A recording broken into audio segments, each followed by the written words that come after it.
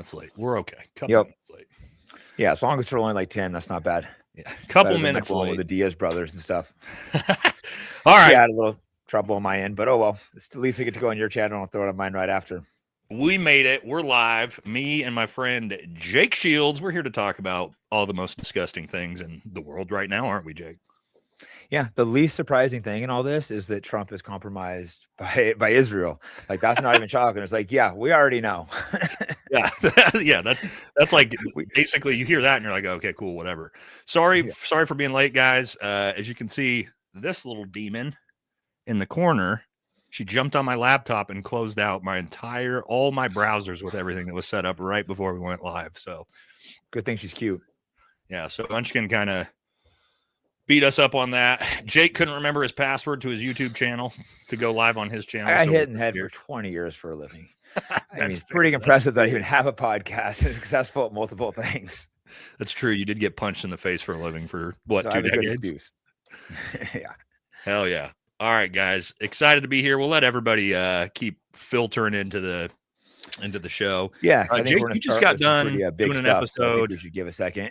yeah. We're not going to jump straight into it. We'll let everybody get in here. Jake, you just got done doing an episode on the Epstein stuff today, didn't you? Yesterday, I've did last 2 days. It's just so explosive that it's like I might have to do a few more. I usually, typically I haven't been doing lives, but I'm learning when the story is this big, it's like all I want to talk about. I have some big episodes I just recorded, but I decided to put them on the back burner. Like, great conversation with Jimmy Dore, but we don't talk about Epstein Files. People are going to be like, I don't want to see this, even though I think it's a great interview right now. But it's just not the timing for it. Yeah, no, right now it's, unless you're a MAGA podcaster, then you're not saying shit about this story. Yeah, dude. You're quiet. The Democrat, both sides, because MAGA's being like, did you see Bill Gates got chlamydia from a hooker? And then you got the other side, like it's Bill. What are they saying? Bill Clinton or Obama, whatever the hell they're saying. Dude. It's all of them. It's all of them. Like, you had an excellent video you made, one of the few people, team, I don't know if you say the word P, of what they all, and you had pictures of all of them, both sides. This is not a left versus right issue. This is evil people, they're doing it together. Bill Clinton and Trump are laughing, hanging out together. That's the unfortunate truth. And people don't want to admit that. Yeah. And it's almost, I was thinking about this right before we got on here. Just thinking back, I'm like, the fact they were so brazen about it. If you look back on it, like, they filmed everything, they took pictures of everything. Everything is sent on unclassified email servers. It's almost like they thought they were going to get away with this shit forever because they were so powerful, and it was all of them, left, right, center. They're all involved in this. So, like, I feel like they thought nobody could ever take us down. Well, no one has taken them down yet. They're still blatantly do it right in front of us. I don't think Epstein's dead, which we're going to probably get into. We'll talk about that first. I did think he was dead. I did believe he was dead. But after I just made a video of it today, that'll probably drop tomorrow, looking into a little more, I no longer believe that. And I guess I've got some of your posts and your pictures that we're going to take a look at. That, I mean, yeah, I'm not sure. We're going to look at his cell. We're going to look at pictures of him potentially on his island afterwards. Yeah. And I want to tell a story once we get into it of this actual prison. Because I think I was telling you about it. One of my friends that's a federal marshal actually is very well versed in delivering people to and from this exact prison. And I talked to him about this years ago and asked him when we found out Epstein unalived himself. This is probably 5 years ago we talked about it. And I was like, is this even something to be remotely possible in a prison like this? And his immediate response, and then I'll tell the story here later, was, oh, it would be the easiest thing ever to swap his body out. So yeah, it's pretty creepy right now. Yeah, and there's about 10 pieces of information that support this. And I'd heard little pieces, thought back into my head, but ultimately I believed he was dead. I mean, I guess I'll name a couple of the pieces real quick. A big one is there was a 4chan post that had been out. It's been talked about for a while. It was before he was announced dead, about an hour before. Someone goes, exact wording basically, but basically Epstein was taken out, wheeled out in a wheelchair, taken into a white van with guys in military uniforms. He said this is something that is never done on the weekends. There was no tracking it. No paperwork was written down. They just wheeled him into the van. The guy said, I'm shaking right now. Yep. 4chan. It was an hour before, so it was still kind of a big deal. But where it gets interesting is there was a subpoena on who posted that. And the subpoena shows is a guy, Roberto. So this is one of the posts I had ready for us, and then Munchkin deleted it. God damn it. I'll pull it up as you're talking about it. Yeah, but this guy, Roberto, he was a lieutenant at the prison. He was the only guy that wasn't sleeping, apparently. Everyone else had fallen asleep, and all the video cameras stopped working, except the one that later came back with some edited video. So this guy was a prison guard that reported this, and this was an hour before it was known that he allegedly killed himself. It's just one of the pieces, but this is a big piece right here. This is actually your post from today. I don't know if I can blow it up. Yeah, I was shocked when I saw that subpoena. And why did this guy, the FBI, did they not investigate him? Did they not ask him why he reported that? I think more likely they threatened him. Yeah, so this is the post. Sorry, guys, it's going to be small. I had one that I could blow up earlier, but again, we lost. Yeah, I was lost the post. But his post was saying, he said, not saying anything after, do not try to dox me, but last night at 04:15 in the morning they took him to medical in a wheelchair, front cuffed, but not one triage nurse says they spoke to him. Next thing I know, a trip van shows up. We do not release on the weekdays or weekends unless a judge orders it. Next thing we know, he's put in a single man cell and he hangs himself. Here's the thing. The trip van did not sign in and did not record the plate number. And a guy in a green dress military outfit was in the back of the van, according to the tower guy who let him through the gate. You guys, I'm shaking right now. I think they switched him out. And then there was more actually like showing from your records here. Oh, here, this is better. This pulls all the way up. That this is him, right? And it actually is his actual, he did work at this prison. It's a subpoena. They subpoenaed it, but they didn't report on it after they subpoenaed it. It's like, so why did they subpoena the guy? They probably wanted to threaten the guy. That's what I think. Did you see Jeffrey Epstein's brother was threatened? There's some very disturbing emails saying they're going to kill his children. It's like the boss of Epstein. They're going to kill his children. And it's just. So this prison. You see why people flip now. Oh yeah, this prison's interesting, and the reason why I saw your post on this, I thought this was so fascinating is, like I said, one of my buddies, he's still active. I'm not going to say who he is. But he used to transport El Chapo back and forth from this prison while he was going through his trial years ago. And when I asked him about it, do you think this is possible? And he said, it would be the easiest thing ever. He told me a story about how inept and how like unsecured this prison really is. That there was a time they brought El Chapo back from trial for whatever was going on at the day. They get to the back gate where they like bring in the prisoners, like the law enforcement bringing prisoners back to the cells. So there's one guy, as they pull in, there's one guy outside the door, and he's literally eating KFC fried chicken by himself, just standing outside as they roll up. El Chapo had escaped several prisons. Isn't that the guy that was known for escaping? I think it was El Chapo, right? That's why they brought him to the U.S. He kept escaping. Oh, shit. I lost your volume. Hold on. I can't hear you. Hey. Hello? Shit, I can't hear volume. Hold on. Yo. Hello?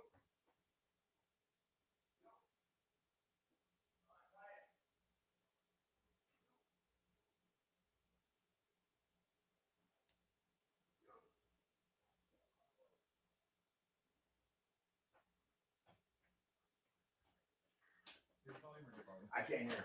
I can't hear him. I hope I can hear him now. I don't know what the issue is.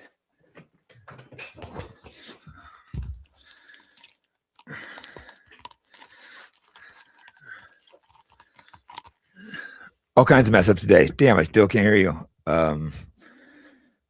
Hopefully get this fixed right away. They're messing with it right now. This is disaster on my end. He can hear me. I don't know. There's no volume on my end. Well, I apologize. We're trying to get this worked out right away. You can cover for a second while we're trying to figure this out. This is not good.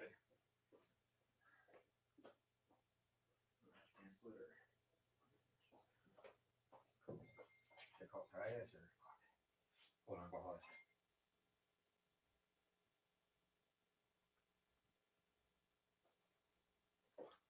Oh, he said it's relog real quick. It might be him. He said he'll be back in a second. He says his in. Okay. Well, that's at least good. That was like another fuck up. That's he said he's relogging. So help me log back in.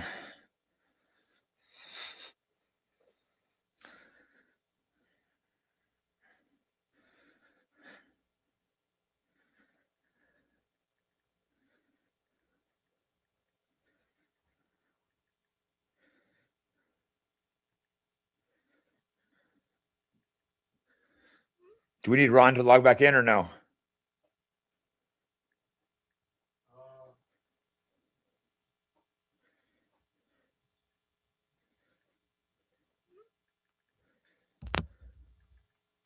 You know, it's amazing, Jake. All right. I can hear you. It only happened 3 times where my microphone and my stream goes down. Mm-hmm. Other 2 times this happened. I swear to God, my chat. I don't think they like this conversation. It was exactly what was about this. But the 2 times were about our greatest ally. Like deep in it, 2 times. As soon as I start talking about it, that's the only sure it's just a coincidence. Not evil, satanic people. It's a coincidence. I'm sure, guys. Yeah, these people with all the power would never do that. You know. Yeah. They wouldn't send like the FBI after guys like me and you. I don't know where I got cut off there about my buddy that worked and was dropping El Chapo off. Anyway, guys, security guard outside eating KFC chicken by himself as a bunch of federal marshals, special operation guys get out with literally El Chapo, the biggest criminal in America at the time. They walk up and the guy goes, "Who are you guys?" As they've got El Chapo with them, full kit, full tactical gear. And they're like, "We're federal marshals. We're here to bring back El Chapo." And the guy's like, "Yeah, okay, you can hand him off to me." And they're like, yeah, maybe we'll like help escort him back up to his cell. And he's like, "Nah, dude, we're good. We got it." And they're like, open the door. And they're like, okay. And they just hand him off. And this guy, as he's eating KFC chicken, just walks El Chapo randomly somewhere into the prison. And you're just like, he was like, "Dude, you have no idea how easy it probably would be for like if the government or an actual somebody that had access to that prison wanted to swap him out." He was like, "Dude, it would be so easy." Well, let's see who had access. Who was head of the DOJ? The DOJ at the time, William Barr.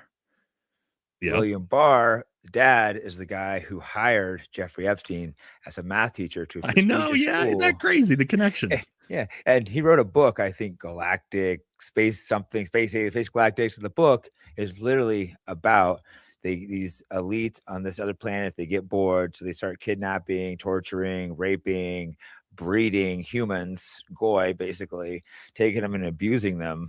And he converted religions. He happened to be Jewish and converted and says he's a Christian now, by the way. People don't know. Of course. Yeah. Is my mic okay, guys? Somebody said the mic's bad. Are we good? I can hear you fine, but okay. Yeah, if you can hear me fine, we should all. So that's okay. So that was the head of the DOJ, or his son was head of the DOJ. But then did you see that report? It's so insane and outlandish by itself. You would laugh at it, but this girl said she got kidnapped and woke up, and she had Jay-Z. Well, who was it? Jay-Z, right here, William Barr, Epstein, Harvey Weinstein, I believe, Pusha T. It's one of those stories you're like, sure, lady. But then when you see the connections in all these people over and over, it's just. Yeah, it's right here, dude. There they are. Because a woman says she was drugged and sexually abused by Pusha T, Epstein, Jay-Z, and Harvey Weinstein. Here's the documents to it that you were just saying. And to your point, okay, it sounds ridiculous, right? Except for that, guess what? Jay-Z just fled the country and deleted his Instagram accounts. Did you see that? I did not. That's saying a lot. We could pull them up. If we just go, all of us together, if you want to do it at home, you can too. Let's go ahead and take a look at Jay-Z's let me pull this up. Jay-Z's Instagram page right now, as of today. I don't know a lot about Jay-Z, but I know he was tied in with that witch. Well, he also has a track record. He started dating Beyonce when she was like 16, man. He's got a track record well before this, but here he is. Here's his account, completely scrubbed. Yeah. And he supposedly just left the country. So what are the odds that that's probably true then? You know, also, I guess Beyonce lost like 10 million followers today as well. Yeah, this stuff just sounded so outlandish. They thought it had to be false. But when you start seeing hundreds of reports of the same people, same things, and it's not other random people getting accused of this. And that Abramovich girl, she did spirit cooking things with Hillary Clinton. She had these art exhibits where they'd set up and they pretended to be cannibalism, pictures with babies she's holding. It's demonic. Look down that rabbit hole. Zelensky requested her to work in her government by name. Who else is in the files that Epstein is connected to? Zelensky. It's just like, it's almost like you can't name Tony Blair, right? Like, it's almost you can't name a world leader from 1980 to 2010 that isn't in these files. Yeah. It's and all the most powerful people, Hollywood, corporate, government, it's all of them, dude. We all owe our crazy uncle an apology that we thought was full of conspiracy theorists. It's like, it's just... all the people who covered Pizzagate that we said that's too crazy to be true. We should probably say Lasagna-gate. I've heard social media is really trying to hammer that story. They banned that because what happened is some crazy deranged guy went in. What did he shoot? The server at the place. Oh, that's what he decided to shoot. I believe he's dead now. And that's when they're like, oh, it's a dangerous conspiracy theory. Can't talk about this. Although it's well known that pizza's code word for pedophilia, and that's in these Epstein files, I believe, a thousand or thousands of times. Yeah, I've got that. We're going to pull up here in a little bit too, just to talk about Lasagna Gate. But I wanted to show you posted this earlier. This is crazy. This photo's old, right? Like nobody thought this was real. It's after I saw it too. It was a real photo. I'm like, oh, I can't. You just rationalize this stuff away one part at a time. Because I'd seen all this. It's a photo 6 months. 6 months ago. Yeah, or 6 months after the reported death, I believe. Yep. And he's just there, just hanging out in his island. And it was definitely confirmed that he still had security and everything was up running. The island was active. Well, and Jake, there's people using his bank account still. Somebody is still using his bank account to this day. Yeah, and you know the name of his bank or one of his banks? I don't. Baal, which is the god of course. Baal or Baal, however you pronounce it, which is Baal. Yeah, Baal. Yep. Yeah, the god of sacrifice, I believe. And I don't know like a lot about him. I need to do a little research, but I believe that's like the god of sacrifice or demon. Yeah. That Baal transcends like a bunch of different cultures and religions, but typically it's demonic. Typically, it does involve a lot of things like that. Now. With this photo, right? And again, before we thought this was crazy, there's no way. Now you kind of go, this makes sense. Where do you think he would be? This is kind of a loaded question. Where do you think he would be? Where do you think he would actually be now? Right? He's got to be living his life out somewhere. We have an ally, a really close ally of ours, you know, that he potentially was an asset for. Yeah, I could see him maybe be hanging out there with that other pedo that got arrested here in Vegas that was released and sent back there. I actually just requested the body cam footage from that. That'll be interesting through like the legal processing. Surprised no one else dropped that. It seems so crazy to me, the idea of like we almost like joke about the idea, oh, this is so silly. But then now with these new Epstein file releases and you're hearing about all the worst possible things that were conspiracies are turning out to just most likely be true.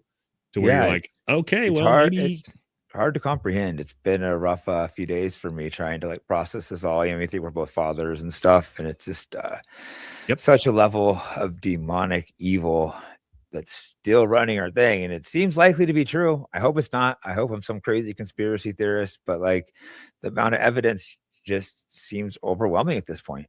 Like I would say there's tens of millions of files, and they're all starting to corroborate each other. You know what I mean? Like we're starting to actually like have the curtain pulled back a little bit. My question is why? Why do you think we're being allowed to see this all of a sudden? Isn't that kind of bizarre? Yeah, they're still holding 3 million files, by the way. Right. Right. One idea is possibly as like a warning to Trump, like because allegedly they have pictures of him torturing and killing kids. I've heard that. Warning, you better do what we tell. I don't know if that's the truth. It's a possibility. Maybe someone rogue in the DOJ just flooded him out because he's just so sick and disgusted by these people, and he's like, if they kill me, they kill me. Yeah, I don't know. That's a good question. I was wondering the same thing. I'm like, if this is what they released, wow. And I believe you saw that clip of the DOJ guy where he's all, we haven't released things of children and people being molested, harmed, and death. Which he just straight up admitted that there's photos and videos of dead, probably children, people being harmed, and it's stuff we don't want to imagine. It's the stuff they've told us, the crazy loony, and Wiener's laptop, I'm telling you, and Pizzagate, and all the satanic panics all have the exact same pattern they follow. And well, to your point, is they told us we were all, that's silly. Those are like just silly conspiracy theories. There's no way any of that would be true. Yeah. Not even now silly. They banned. You got stuff like George H.W. Bush emails talking about him R-ing and watching ritual sacrifice with children. It's like, bro. Yeah. Trump's and again, things. This is what they're letting us see. I got to imagine this is nowhere near the worst. This is just like what they're like, hey, let's give them some carrots. Yeah. I mean, he said they have videos of it. Oh, and I'm sure. Why is there no arrest? No one's being arrested, though. It's and who's going to be arrested, guys? Probably. You think there's going to be maybe us?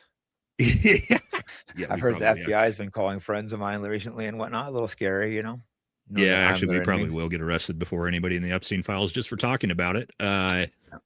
But more with that. Where was I going with that one? Okay, yeah, I wanted to pull this up because this is involved in it. This was what we were just talking about with Bush Sr. And hold on. And his ties deeply into the CIA as a former CIA director himself. I don't know how that ties in, but I mean, it says here, thanks blank. This is it's interesting, right? They don't tell us when they redact these. They redacted the people that are saying, I love your tour. I don't know if I can say the right. They're not redacting. You notice how they're not redacting victims here? They're just redacting the actual names of the evil people. They're redacting the evil people, which is like, dude, you guys are the worst. But on this one, it says, thanks blank. I didn't realize Bush R'd him too. And then they talk about, it's pretty, I don't even want to read it out because it's so bad, but ritual sacrifice and it's hard, like R-ing and murdering children from a president of the United States. And so again, like to what we're just talking about, it's all so over the top, so gross.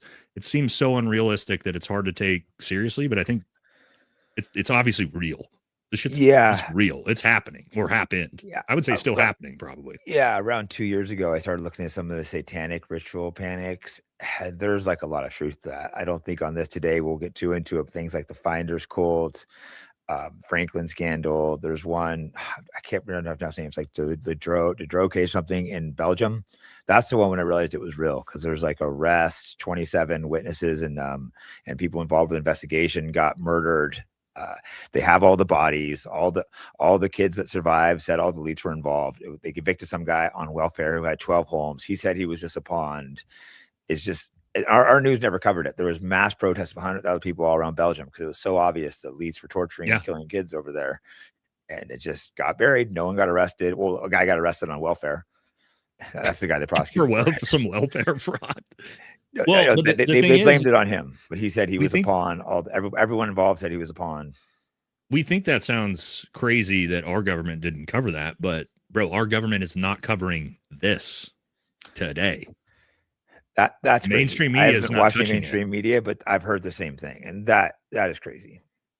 I'll pull it up right now, bro. We don't have to worry about it. Let's go to Fox News, right? Real quick. And I did this in my video. If we go, it doesn't matter how far you scroll down.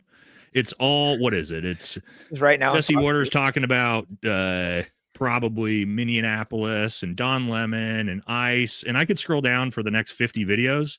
Oh Iran. Mark Levine talking about Iran. Like, there is no Epstein File. Go to war, goy. But they're not even saying that. They're not even saying there isn't no Epstein File. They're not trying to defend them. They're just literally black media, mainstream media, and the MAGA influencers. They gone black on comms, dude. It's like they aren't even acknowledging that this even happened. So they're not even attacking people like us. They're just radio. No, they're just silent. Silence from everyone. Look for some of these big Twitter accounts because this is This is insane. This is by far the biggest story of the year, couple years, decade. Like, I canceled all my other things I had recorded I was planning this week because there's nothing else people want to hear about, in my opinion. Things would just bomb. It's the story of the decade, probably, and it's just silence. Oh, there we go. Yeah, no, that's what I did my episode on today, was exactly that.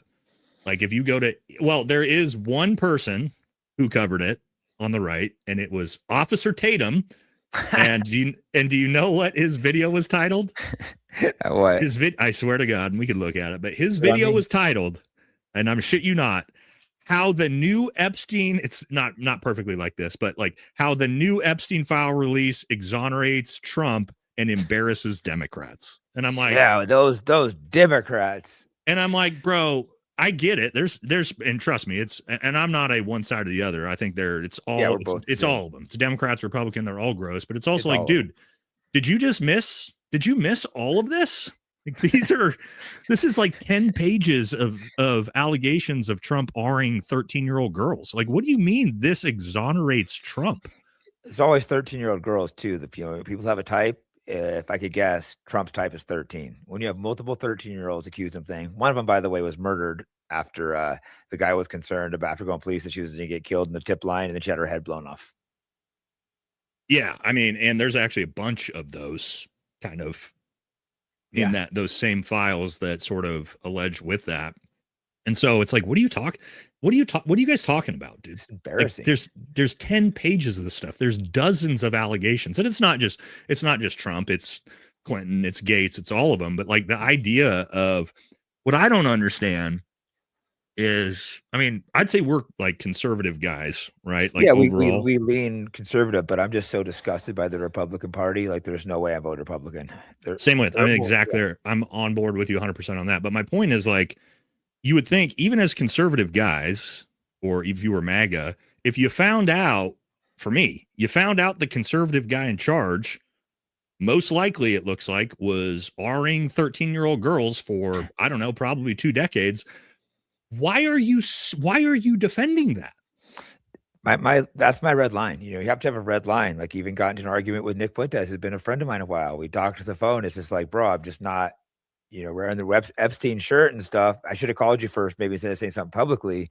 But walking around wearing that Epstein shirt, saying he's based and has aura, that's my red line, bro. If that's the direction you're going, then so I've got to have to split ways. I appreciate everything he's done in the past, and hopefully that's not the direction he's going. But I have a red line, and that's my red line. I'm going to pull up once I can get my technical difficulties tonight, man. Of course, like, now my internet's just not working. This is the craziest shit ever, dude. Munchkin might be bought off by Mossad because she was up on my keyboard exiting everything out right before we started. But I do have, here it is. I got it. I got this exact clip that we were just talking about. And again, I talked about this before too. I've been a big supporter of Fuentes for the last couple months. I don't agree with a lot of what he says, but friends, but I let him know. But I mean, this recent stuff. That's my red line. And I'm gonna show it. What is this, dude? Jeff Epstein, not a pedophile, but you're not ready for that conversation. All of his victims, 14 to 17. That's not pedophilia. But I mean, like, that statement right there. No, it's not good. The way I look at it, he's a virgin. He doesn't have kids. I try to give him the benefit of the doubt and just hope it's a really bad take. But I think he's trying to be an edgelord, and it's like, dude, this ain't it. This ain't the time to be an edgelord. I agree. I told him. Let's keep watching it real quick. It was attempt of humor, but it was a huge miss.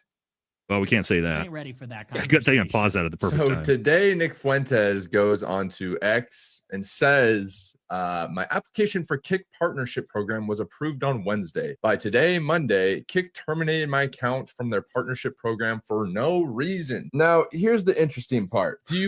He's wearing Epstein merch, dude. Yeah, it's just not cool. And that's why I went off this thing with Stico. I mean, I guess I should have called or texted Nick. People do happy. I get it. I hate it when friends talk crap about me too, but it was one of those things. Father, it just really, really bothered me. And I just not standing with that.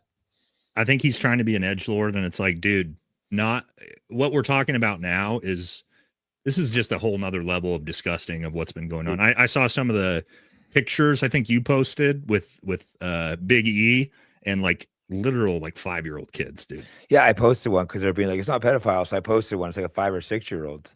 And I think, I don't remember that conversation, but it was like, well, you make jokes about Hitler. I'm like, there's a little bit of difference. And this is like there's a huge difference coming out now. He wouldn't have liked Epstein, I don't think. I doubt it.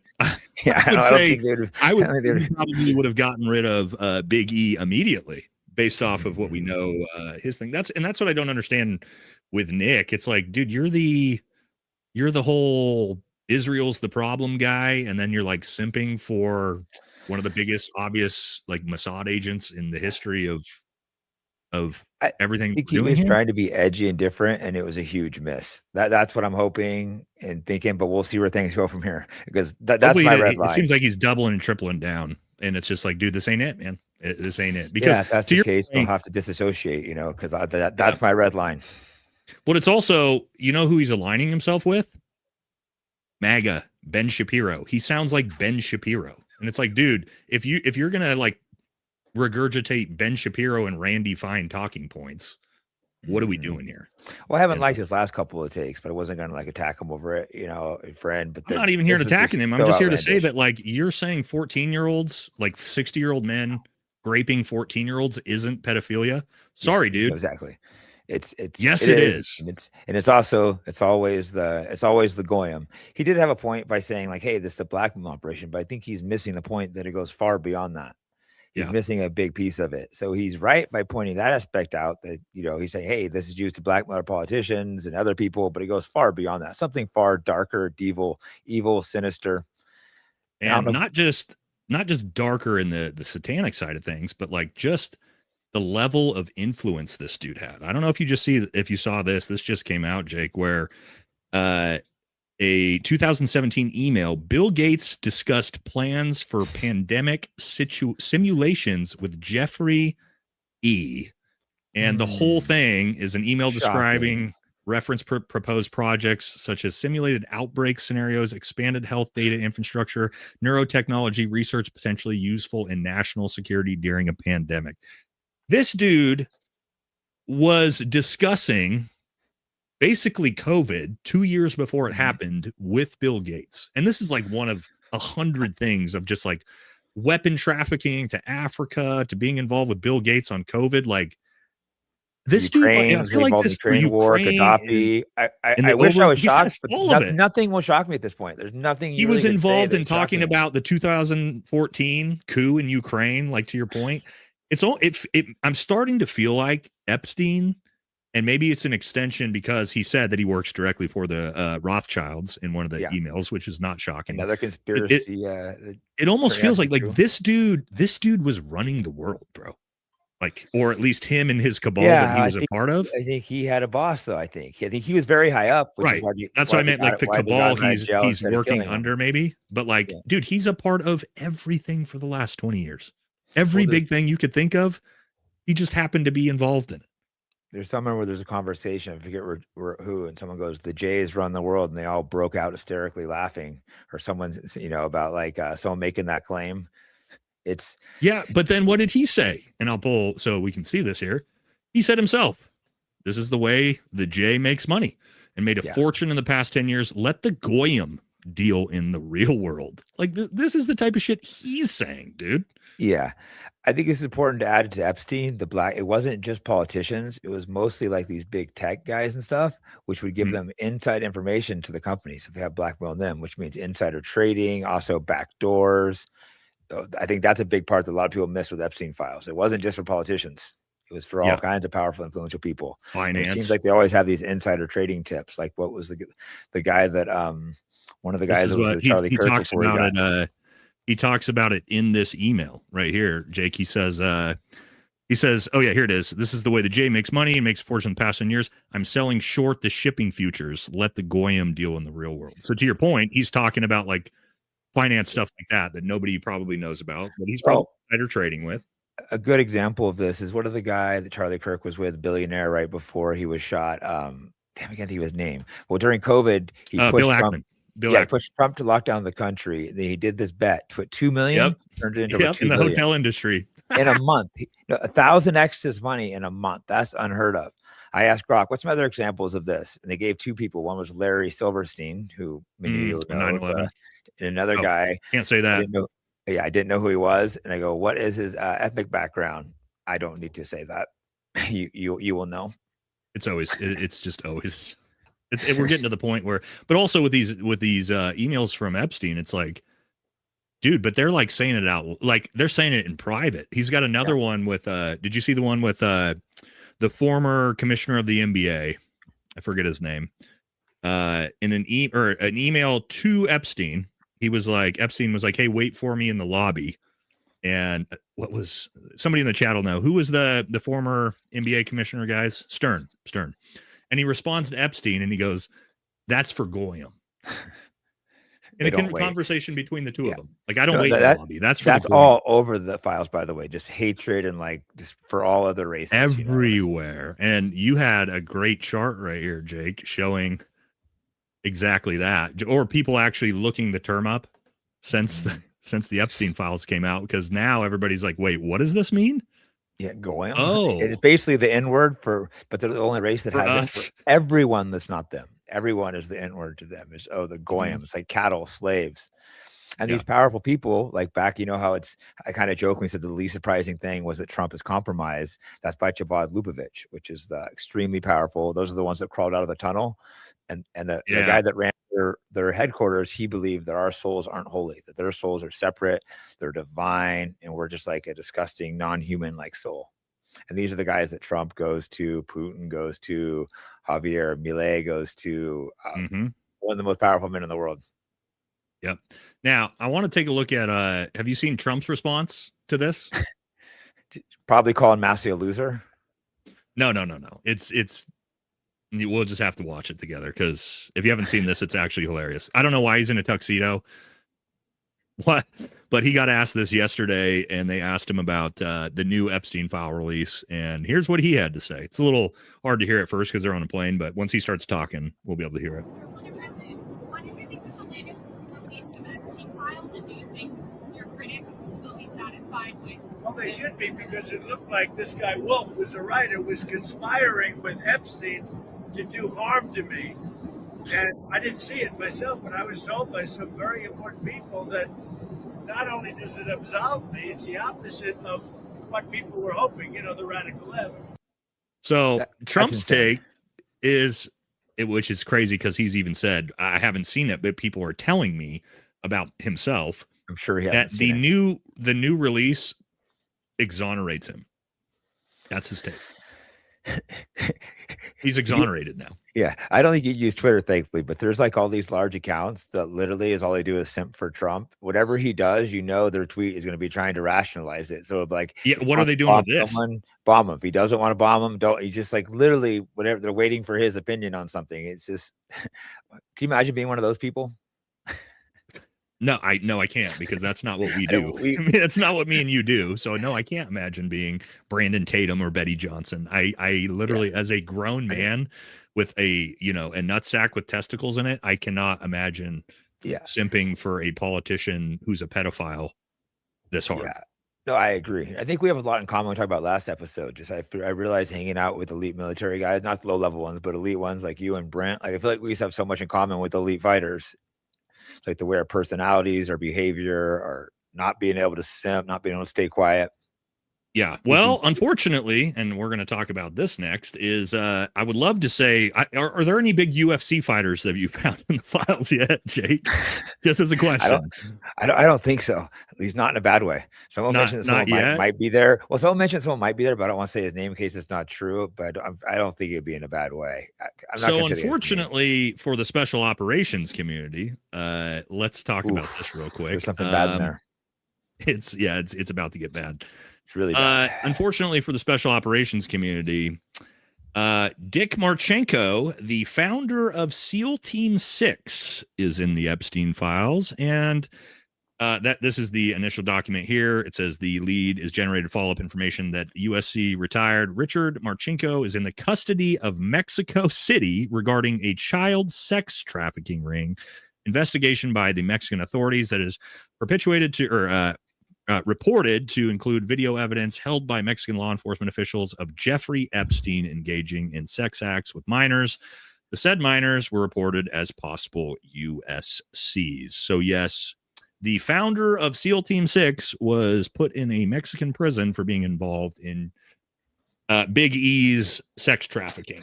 So yeah, that's and I mean, they said he had videos, I think, too, right, of like Epstein, other officials, and children, including American citizens. It's just I haven't looked that deep into this one, but there's claims that maybe they had some FBI agents killed and tortured. I mean, who knows? At this point, again, like the fact that when I said everybody's in it, Jake, that's why it's a joke where I'm like, what?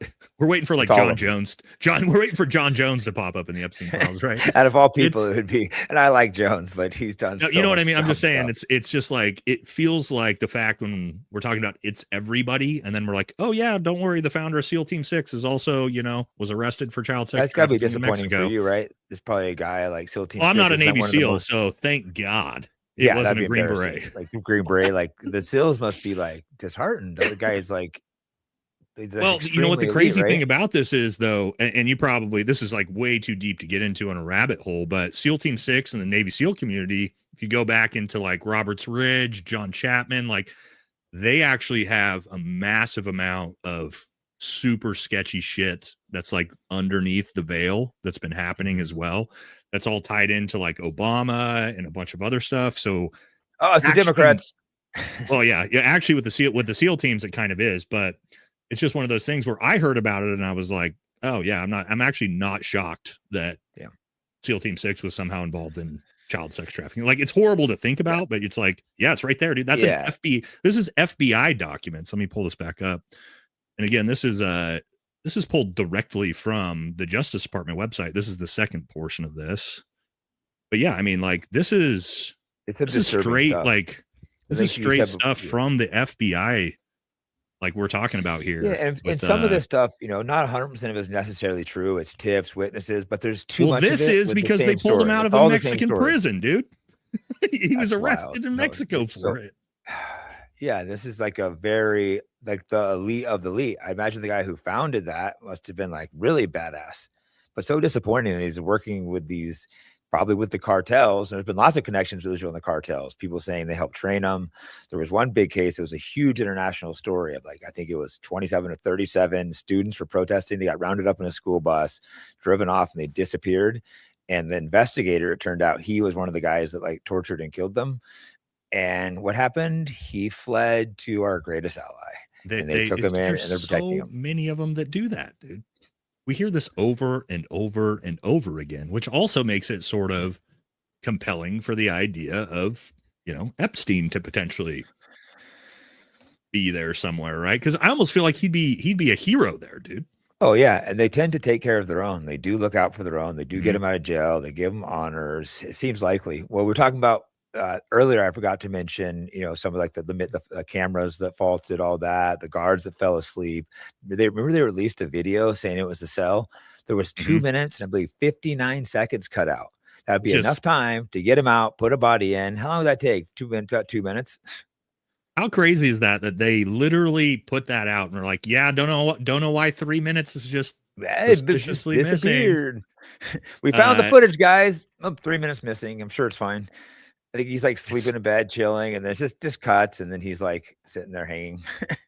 I lost the cell footage, but I mean, do you remember that footage that they put out in the last files drop that supposedly was like Epstein trying to hang himself, and then people ran it through AI and realized that it was an AI generated video that the FBI I missed put that out one. to the public. So much stuff.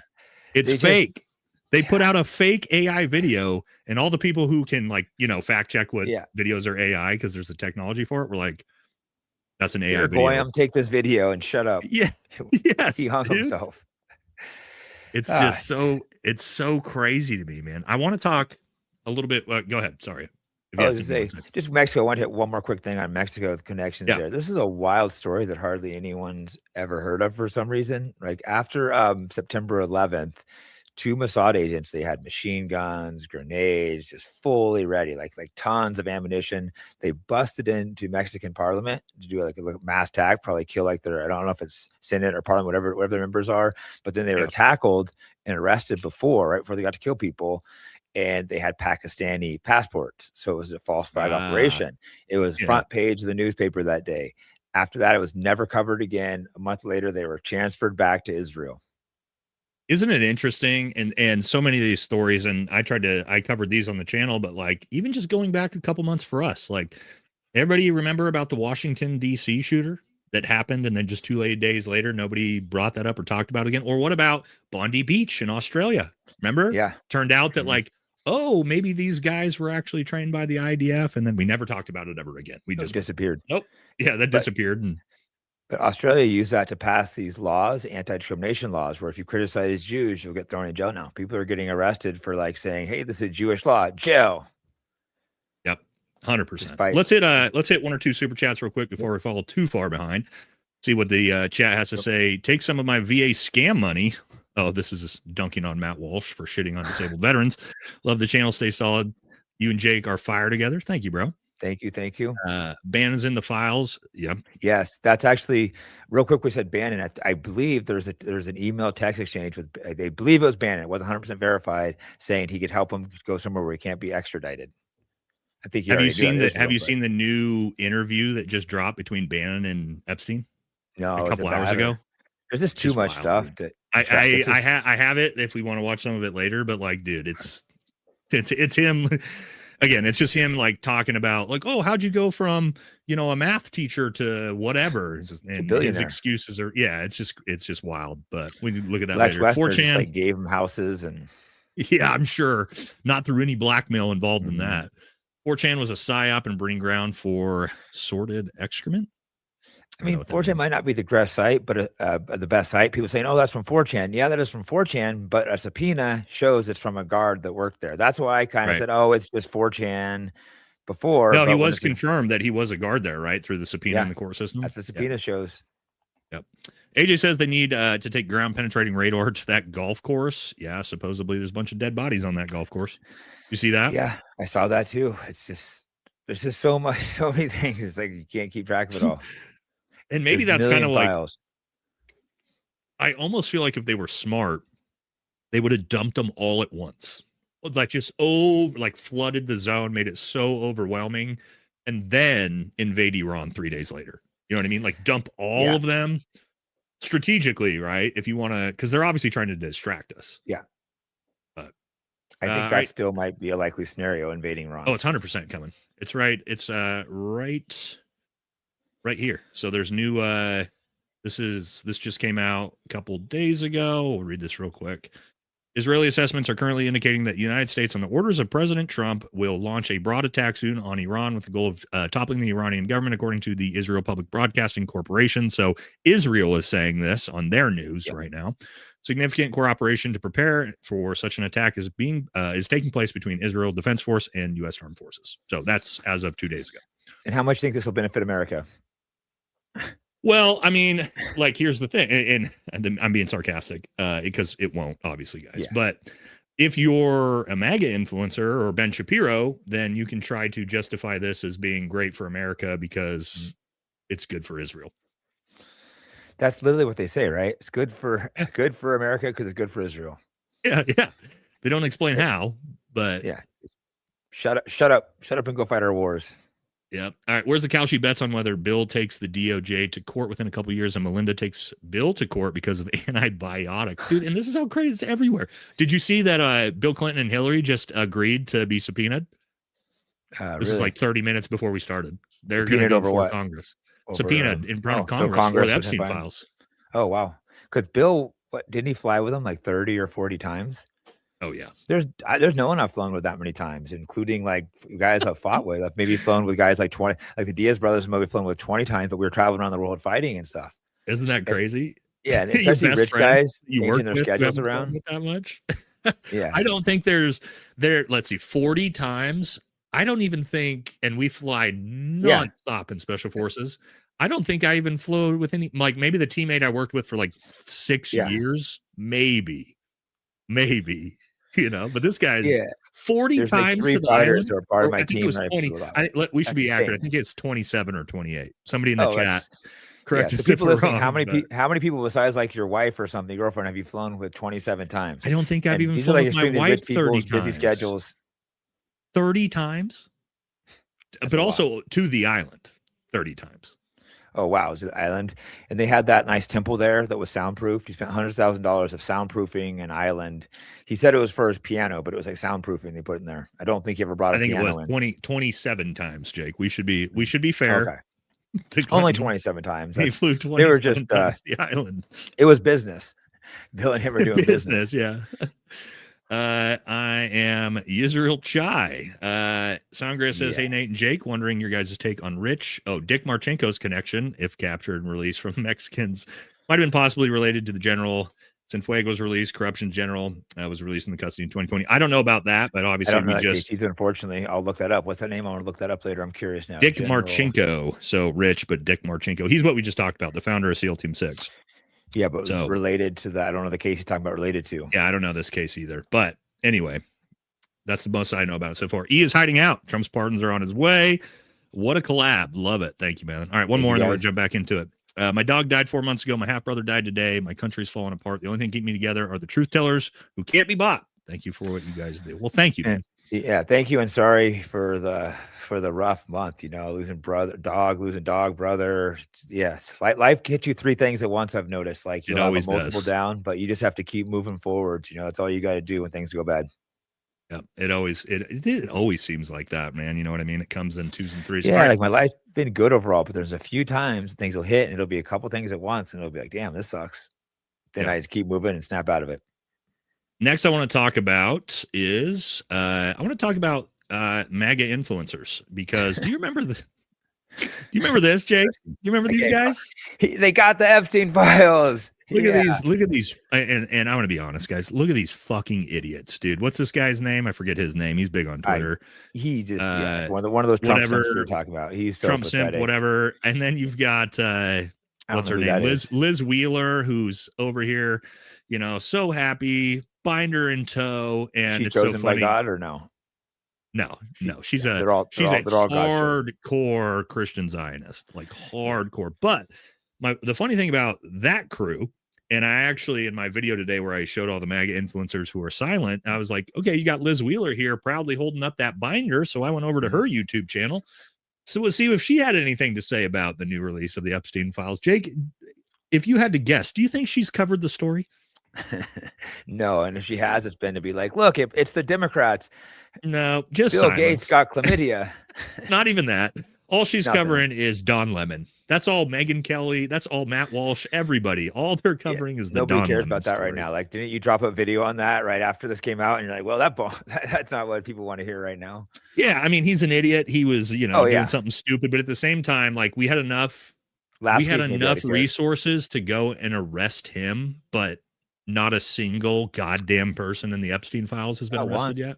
And there probably won't be one. Maybe there will be. Hope maybe the people have had enough. At like what point is there a breaking point where the people say enough is enough? But how do you? Here's my thing, because this is the thing. How are you going to get the government to hold the government accountable? Because the Justice Department being run by Kash Patel and Pam Bondi, who have been the biggest, like literally both of them have come out and said the files don't exist and Jeffrey Epstein never trafficked anyone to anyone. Those are the people responsible for bringing justice to the Epstein clients. Yeah, they both should be arrested, but they're the ones that do the rests. Exactly. Like Pam Bondi should be arrested for, contempt of whatever. Congress, they voted her for at least the unredacted Epstein files. She still hasn't. They've released some, but there's still tons being held. And then Kash Patel lied under oath. We'd be in jail if we did that. Viciously lied under oath. He literally said, this is so crazy to me, Jake. Kash Patel said, and I think I probably have the clip. He said, Jeffrey Epstein never trafficked anyone to anyone. That's the FBI director. And who's seen the files. Yeah. He's watched these videos. They know how bad it is. They know how terrible it is. So it's You wonder how they're compromised. Are they just evil in on it? Are they threatened and scared? It's just, I don't know the answer to that. People like Tulsi Gabbard, who's a friend of mine, it's like, are they compromised? Do they threaten them? Like you see the email with Jeffrey Epstein's brother is pretty disturbing. Yeah. Maybe they're basically like, yeah, we're gonna kill your whole family if you don't go along. A good example of that is Dan Bongino. Like, that motherfucker has seen the files, and now he's working overdrive to try to defend all of the pedophiles in the files. Like, that's his thing now. Yeah. And it's like, being dude, you've seen him, bro. Fan, it's got to be embarrassing. Does he have any fans left? Like, I don't think so. Every day he tweets out something like, it's January 31st and Donald J. Trump is your president. It's like, okay, bro. Yeah. We want the Epstein files.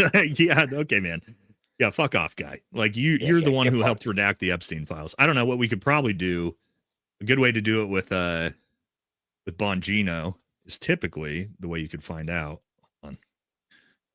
I feel like I almost want to watch his show. I'm curious now, and the comments to see if people are letting him get away with it, or if they're just roasting him. Let me show you this. This is the easiest way for us to see it, Jake. This is Dan's Instagram page. Okay, this is not mine. I just grabbed his page, this random video that says the Dan Bongino show to see if he's getting called out back. Or not. It's back, boys. All right. I don't care what he has to say, but what's the top comment say? Dan lost all credibility. This is the number one comment. Oh, we have a yes. Like, look at that moron. But look at the likes. You've got 455. Yeah.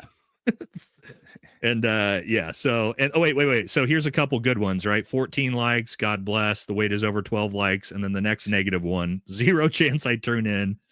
500 likes. I mean, so that's his own page of people just like, nah, dude. I can't imagine how humiliated he must be. I would go crawl in a hole. I don't think he is, dude. I don't think he is, because he came out swinging like calling us.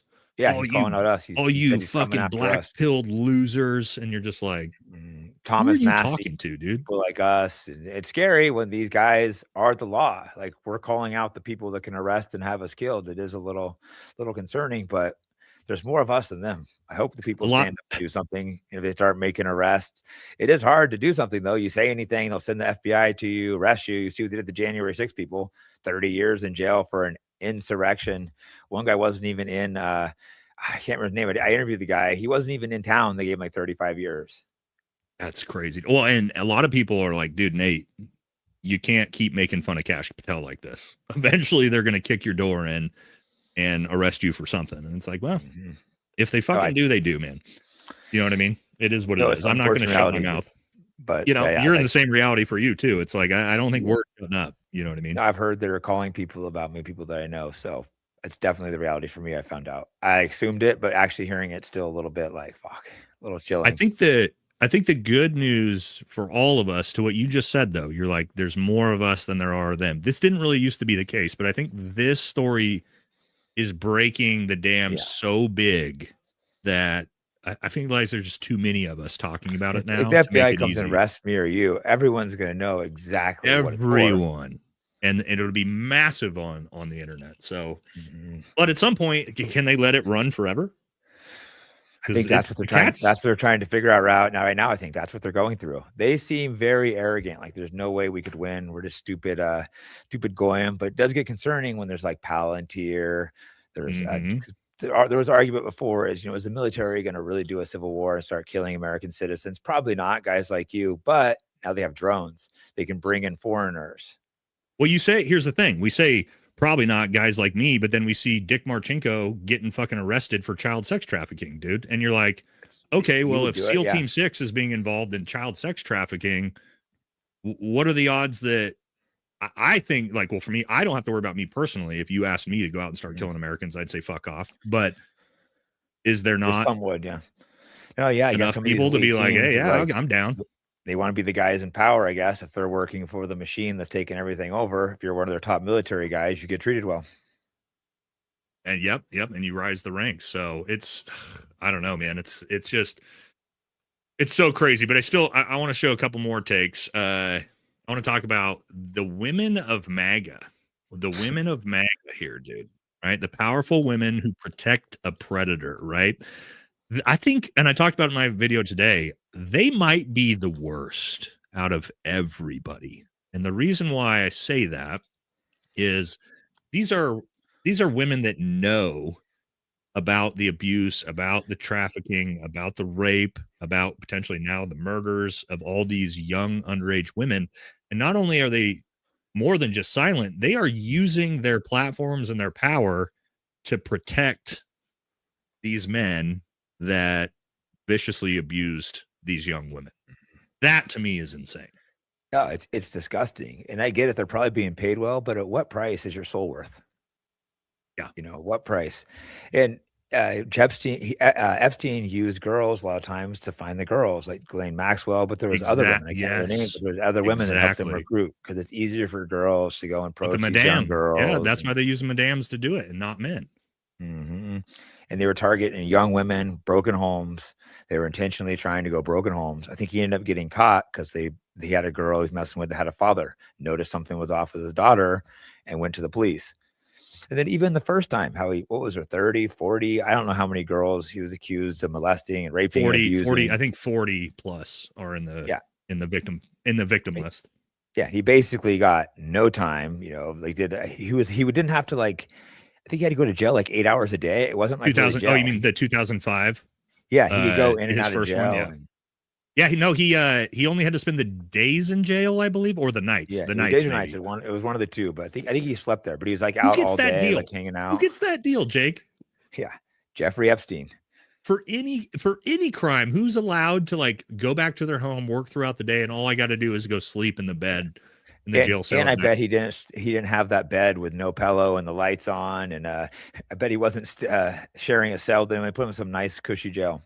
Well, we know with Maxwell, she's in the upscale white collar jail now, and she's got a dog. She's got a puppy in her cell, dude. You haven't heard Trump that? pardons her before her term. I think so too. Yeah. His term. I think so too. Yeah. And then here's another one, right? Just to remind people. Remember when Megyn Kelly said this? For Epstein, I've said this before, but just as a reminder, I do know somebody very, very close to this case who is in a position to know virtually everything, not everything, but virtually everything. And this person has told me from the start, years and years ago, that Jeffrey Epstein, in this person's view, was not a pedophile. This is this person's view, who was there for a lot of this, but that he was into the barely legal type. Like he liked 15-year-old girls. Okay. Is this recent or what the hell? That was during the first file drop. So that wasn't she has and no, it wasn't recent, Jake. But she's still trying to normalize that and make it sound like it's okay. No, she's not, because you know why she's not trying to normalize it? Because she's not fucking talking about it, and she's done zero content on it. She hasn't said a word about the new Epstein File drop. There's no one better fence center than Megyn Kelly. She'll never give opinion. It's always like, oh, I'm right in the middle. But even for doing that, she started getting attacked by Ben Shapiro and Mark Levine. They started going after her just for being like, oh, I'm not taking sides, just for talking Tucker Carlson and stuff. Look at her YouTube page. The biggest story in the world right now, Epstein. What has she done content on? Trump, it looks like. Trump, whatever this is. And look at this. Don Lemon.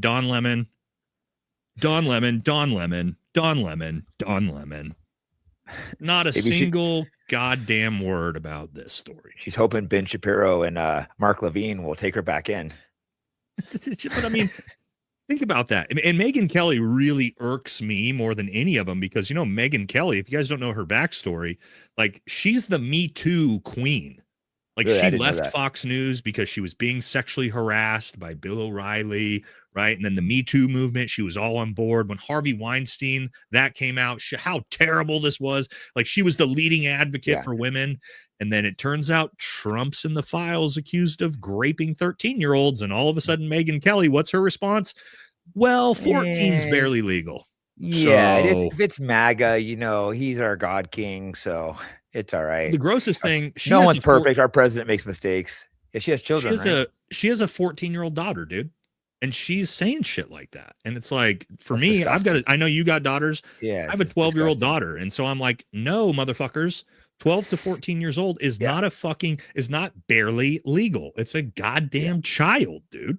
No, I think these are children. Really stuff pisses us off when people are trying to excuse this. That's why it's one of those things. That's a red line for me if you're trying to excuse this. And it gets even worse than that. It goes beyond that. But even trying to excuse that is completely unacceptable. It's disgusting, dude. I just don't. but I just think it's like the craziest thing to me. This last week, Jake, we went from MAGA, supposed to be not recently, supposed to be like the America First, pro Second Amendment, accountability for the deep state, hold the pedophiles accountable party, to in 1 week, the anti Second Amendment, you're not allowed to own guns, we support pedophile party. In 1 week. Yeah. This is why you don't want to be a Republican or Democrat. If you're so stuck on a party line that you're going to follow whatever they say with no morals, it's just pathetic. That's why I don't identify as either. I thought I was more of a Republican for a minute because it seemed like, oh, Trump was fighting the system. He was saying he was pro free speech, anti-war for no reason. Yeah, well, that's gone out the window. But he fooled me. There's those memes, you see, fooled me again meme, but at least he ain't fooling me now, you know. Did you vote for Trump ever? I did the first term. I didn't this last one. Okay. I have the beautiful track record, thank God, that I did not vote for Donald Trump in any of the 3 elections. I didn't vote in the president for a president because I wasn't going to vote for the Democrat either. Yeah. But at least don't have to do that. Although, I mean, like the thing is like at this point with the Epstein files, like I'm so far beyond, there's nothing Trump could do to get back on my good graces of like, hey, I'm glad America's doing well, so let's forget about the fact that he's a pedophile. Like, no, like I'm beyond that. But like before that, like I want to support any U.S. president, man. I really do. Like I want the president to do well because it means our country's going to do well. But now what we have, Republican. Now, Jake, what we have is none of the things that Trump campaigned on: a good economy, no wars, accountability for the deep state, and a bunch of pedophiles. It's been such a disaster. Well, occasionally he'll say something good, and I'll praise him, and then he doesn't do it. Like he's talking about how I'm going to do a ban on chickens out, right? Saying Trump chickens out. I'm going to stop the housing, the buying, like these corporations that buy up all the houses so the young people can't afford houses. He says, like, oh, good job. And then he goes, you know what? I want people to stay, you know, rich with their house equity. And I get it. It's nice to have it. You know, I own a couple homes. It's nice, but I would rather young Americans be able to buy a home and start 100%. Families than to be greedy. And also, like, here's my thing with that, because you're right. That's the funniest thing. The Doge checks, the tariff refund checks, no tax on tips. What else? Did he take that back too? Private equity from buying homes. Like, these things all sounded great. Of course, none of them are going into policy, but like for the housing, I mean, like for us, we're a little bit older. We've done well in life. And to your point, like, dude, I don't care if the home that I own goes up $100,000 in value because I already live here and I'm probably not moving. So like, it doesn't make that big of a deal for the people who already own homes. I would rather, to your point, young American men in their 20s can afford a home so they can fucking have families and have kids children. And actually continue the American culture, because that's also being stripped away. As well. I wouldn't care. Yeah, if my house got cheaper, I wouldn't really care. I mean, maybe a small part of me be like, oh, that sucks because you look at the back of your head, it's like assets, but like whatever. People can have homes, like especially if you're planning on selling them, I guess it sucks, but you got to look at the whole society a little bit. I'm mixed. I'm an individualist. I believe, you know, hard work, all that, but you also have to care about your fellow countrymen a little bit. So maybe there's I'm not saying to give away free homes to people, but at the same time, what Trump is saying is like, hey, he's literally talking about, hey, we're going to make sure we're going to limit the amount of homes that can be built to protect the wealth of old people that own homes. Yeah. It's like, people really? Is that what we need to do? Do we need to protect the wealth of boomers who already have all the wealth? Like, they're going to be okay. Sorry, you were born too late, or you don't have rich parents. You'll never own a home. You'll own nothing and be happy. And Jake, I'm sure you understand this coming from like the fighting world. There's probably a ton of young men, maybe yourself included. This was it for me. Like, without some type of purpose, and you probably found purpose through martial arts like I did through the military, without some types of purpose, young men, and trust me, I know, because I've gone and fought wars in areas where they have no ability for purpose or anything. A society of young men that don't have any purpose or any access to be able to have a family, to have kids, have a good job, that society will collapse and turn into chaos. Whether you can look at Chicago, you can look at Iraq, you can look at Afghanistan. It's the same way across the entire world. And that's my worry with what's going on, is like we're raping the young demographic, especially the young men, Like they have the labor market's horrible. Like they can't afford homes. And at some point there's going to be a break point where you do that to an entire generation of young men, which we're doing. There's going to be consequences to that. Yeah, I 100% agree. Like, when I was young, I did dumb shit. I was getting in trouble, getting thrown in jail a few times, being a complete dumbass. I found fighting. I got a purpose, straightened my life up, stopped getting in trouble. Like, you need a purpose, especially young men, but even older. I retired from fighting. I was like bored out of my mind. So I started I do other business too, which I usually don't share because a certain group of people try to get everything I do canceled. But we have to have a purpose and stuff we're doing. Who they are. We'll get, I can't figure out who they are. They wear these little hats. But no, we'll get ourselves in trouble. Like, even older, I can be a dumbass to get myself in trouble if I'm not careful. Yeah. All right, now I want to actually move into, we'll say, the last part of the show here to talk about the people who are trying to get you in trouble, because they're very, very involved in the Epstein files. It turns out. All right, let me pull this back off. I want to pull this up. Just like they were in Me Too. I think it was almost all of them in Me Too. Isn't that funny? I want to pull up this Asmongold clip. Because this is it's actually him talking about the email we talked about earlier, but he's got a great take on it, I think. So let's listen to this. Epstein. This is not me saying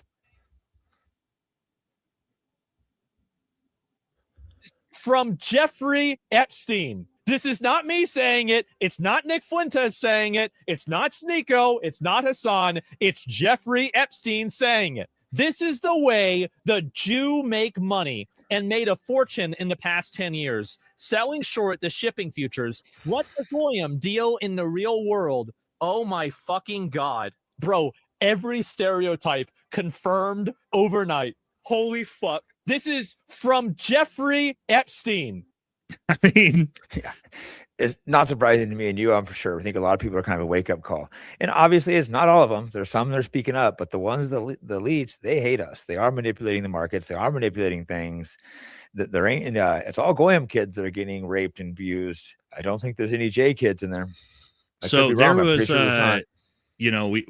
we've had the conspiracy for the last 100 years that the world is run by a satanic PDF Jewish cabal. And everybody says that's silly, that's ridiculous. And then you see the Epstein files, and then you see what Jeffrey Epstein, literally what he's talking about. And I mean, it's everywhere. Here's another one, and this is from one of the emails where Epstein was talking to Ehud Barak, the former prime minister of Israel, and he said, "You should make clear that I don't work for Mossad." Smiley face. And Barak says to him, "You or me?" And he says, "That I don't." Smiley face. And it's just it's like funny because it's so obvious that they do. And he was, they're joking about it, right? Yeah, because it's like so obvious that's what they do. And he visited Epstein like 30 times, I don't know, around 30. He visited him a lot of times. There's a disturbing email in there talking about how he enjoyed slicing open the pizza and how much fun it was. And we know what pizza is a code word for. And we definitely know what pizza is a fucking code for now. It's just, and then there's this too. I'm sure you saw this one. This one came out early in the files. To be a little bit hard to read, but this is the FBI Bureau of Investigation CHS reporting document. It talks about Dershowitz being obviously connected deeply to the Kushners, but then also says in this document that the CHS reporting advised that this was a real collusion story. Trump has been compromised by Israel, and Kushner is the real brains behind the organization and Trump's presidency. People think like, hey, and that's from the FBI, guys. That's not me and Jake making that up. The FBI is putting that out. I've also been saying this, but yes, it's Kushner through that Chabad Lubavitch. That's that organization. That's like, I need to do some more research in them because they're very mysterious. They dig tunnels and crawl out of them in New York. But also what we're seeing with Kushner, especially with Gaza and the Gaza Reconstruction Project. And it's so funny because I was in a debate with Matt Tardio a long time ago, and I literally brought this up. I was like, dude, they demolished Gaza because Jared Kushner and his buddies with Tony Blair want to come in and they want to reconstruct Gaza and turn it into a giant, basically beachfront property vacation destination. And he was like, you're a fucking liar. There's no way that's going to happen. And it's like, dude, that's what they're doing. And now we know because Kushner's actually talking about it out loud. He presented the plans. He's presented the plans, and then you see text like that, and you're like, oh, okay. And also, Kushner has no government position, by the way, Jake. He's not an ambassador. He's not a Treasury Secretary. He's nothing. He's just Trump's father-in-law. And somehow he has more power than anyone in the government. Like, what the fuck is going on? Well, it would make sense if he's blackmailed and he's the one that tells him what to do. They also have Howard Lutnick there. Also, a really good friend of Jeffrey Epstein. He bought his house. You see his emails too recently? Yep. He also missed work on 9/11. Shocking. Isn't that interesting? Yeah. I know Lutnick's an interesting one because he was Jeffrey Epstein's next door neighbor, and he's Trump's current Treasury Secretary and also one of Trump's best friends. And you're like, Lutnick said that he hadn't spoken to Jeffrey Epstein since 2005. And the emails showed. Isn't that interesting that Trump said that? Dershowitz said that. Lutnick said that. Everybody said they haven't talked to Epstein since 2005. But then Elon Musk, all of these people who claimed they hadn't spoken to him since 2004, 2005. Turns out, no, they were still in contact with him and still going to his island, still going to parties up until 2013. Yeah, it's all of them. And Dershowitz, I've been saying that for a while, that I thought he was part of the operation. I think he's a high-level Mossad guy who's helping run the operation. Well, he said that in this email that we just pulled up in the first. I've been saying that for years. People think I'm a kook. It seemed pretty obviously that he was high up in the chain. And guys like Lex Wexner, who's alive that never gets mentioned. He's the guy that funded Epstein. He said himself, Harvard Law professor Alan Dershowitz, who was a teacher of the Kushners, that he said Dershowitz was co-opted by Mossad and subscribed to their mission. And then what did he say here? Dershowitz told CHS that if he were young again, he would be holding a stun gun as an Israeli intelligence Mossad agent. That's what Dershowitz said. Yeah, so he makes it That's very what obvious. he said out loud. Yeah, and he's trying to start organizations to sue people like me and you for making these claims. The ADL's talking about too how we're getting thousands of lawyers. We're going to monitor, your emails, your bank accounts. Like, why can the ADL monitor? They say they work with the FBI. Kash Patel said that he stopped working with ADL. The ADL just contradicted him and said we work with the FBI to monitor people like me and you, our bank accounts, our social media posts, our searches. So they have everything on us. Oh yeah, absolutely. Yeah, I mean, I'm sure you do assume your phone is hacked as well. I've had a couple phones that start doing weird stuff, overheating and like dying soon. I looked up what happens if Pegasus gets in your phone. That's what it says. Well, Pegasus is a scary one. Do you want to explain a little bit what Pegasus is to the chat? Yeah, it's actually really scary. Good job of explaining it, but it's an Israeli spyware, I know, and they're able to like send like links, and all you have to do is click on it, and it can be like anything, and they completely take over your phone, where they can listen, they can spy, read all your text messages, read all your messages, and I think they can even get into things like Signal. I think it's everything. They can open up your camera to spy on you, and it's been found on multiple American politicians. Government devices. I think they've sold it, and with the cartels, I think I've used it to monitor it. They've used it to spy in police departments. Another thing, like Israeli gangsters have often had access to all where they can spy on all the police stations, everything they're not supposed to have. Our greatest ally, once again. Yeah, it's not just Pegasus. There's multiple things they have to spy on us, but they've been caught spying on us so many times that it's just ridiculous. They do it just so blatantly and brazenly. Like they'll get caught like putting trackers on Trump's car or putting stuff in the bathrooms in England. It's putting up fake cell phone towers to spy on us. You guys can look this up, like Trump spying or Israeli spying. Edward Snowden said they were the biggest spy threat to America, not China, not Russia, our greatest ally. Have you seen some of the Pentagon officials back from before the global war on terror started talking about what was going on in the Pentagon? How Mossad just runs it. Mossad just ran the Pentagon, and they would just have random Israeli operatives just like walking into just general offices being like, hey, you need to do this. And people would be like, and they're like, generals are like, who the fuck are you? And they're like, just do what we tell you to. And you're like, That's the Pentagon, dude. No, that's insane. But that was happening. It's all this shit that sounded too crazy to be true. It's all being confirmed, and like how they wrote up the 7 countries they wanted war with. Iran's the last one. Yeah, the clean break strategy. Yeah, I mean, you fought some of those wars, so that's clean break strategy. For those of you who don't know, 1997, a bunch of Israelis put together a strategy for the Middle East that included overthrowing 7 different governments in 7 years, and then they had Benjamin Netanyahu show up to U.S. Congress in 2002. To pitch that, and it was to overthrow the countries of Iraq, Sudan, Somalia, Lebanon, Libya, Syria, and then the number 7. What's number 7, Jake? It is Iran. Iran, yeah, the one we're probably going to bomb in the next 5 days. Probably we're going to be headed to war real quick with Iran. Would be my guess. It's a distraction. I think the big distraction needs to come. Yeah, I don't think people are gonna be happy, but it's like they don't care. Like I can't imagine. I don't know. I can't imagine Trump having that many supporters left, or maybe he does. Maybe they're in such a cult. They're just like blind. They're watching Megyn Kelly. They're watching Cat Turd on Twitter. I don't know if you know that account. It's like one of those guys that whatever Trump says. I did because he made the list of like MAGA shills or whatever, the top 10. I didn't really know these guys are kind of. I was like, what the hell's the cat? Because it had I should make a video on these guys, just like how over the top they are. It's like impressive, just like how like I could literally imitate their tweets. You know, I sent a tweet out a couple days ago, basically acting like one of them. Got a few million views of just basically being how over the top they are. Like, I trust our president. Do you think you're smarter than him? Exactly what I said. Just like over the top how they act.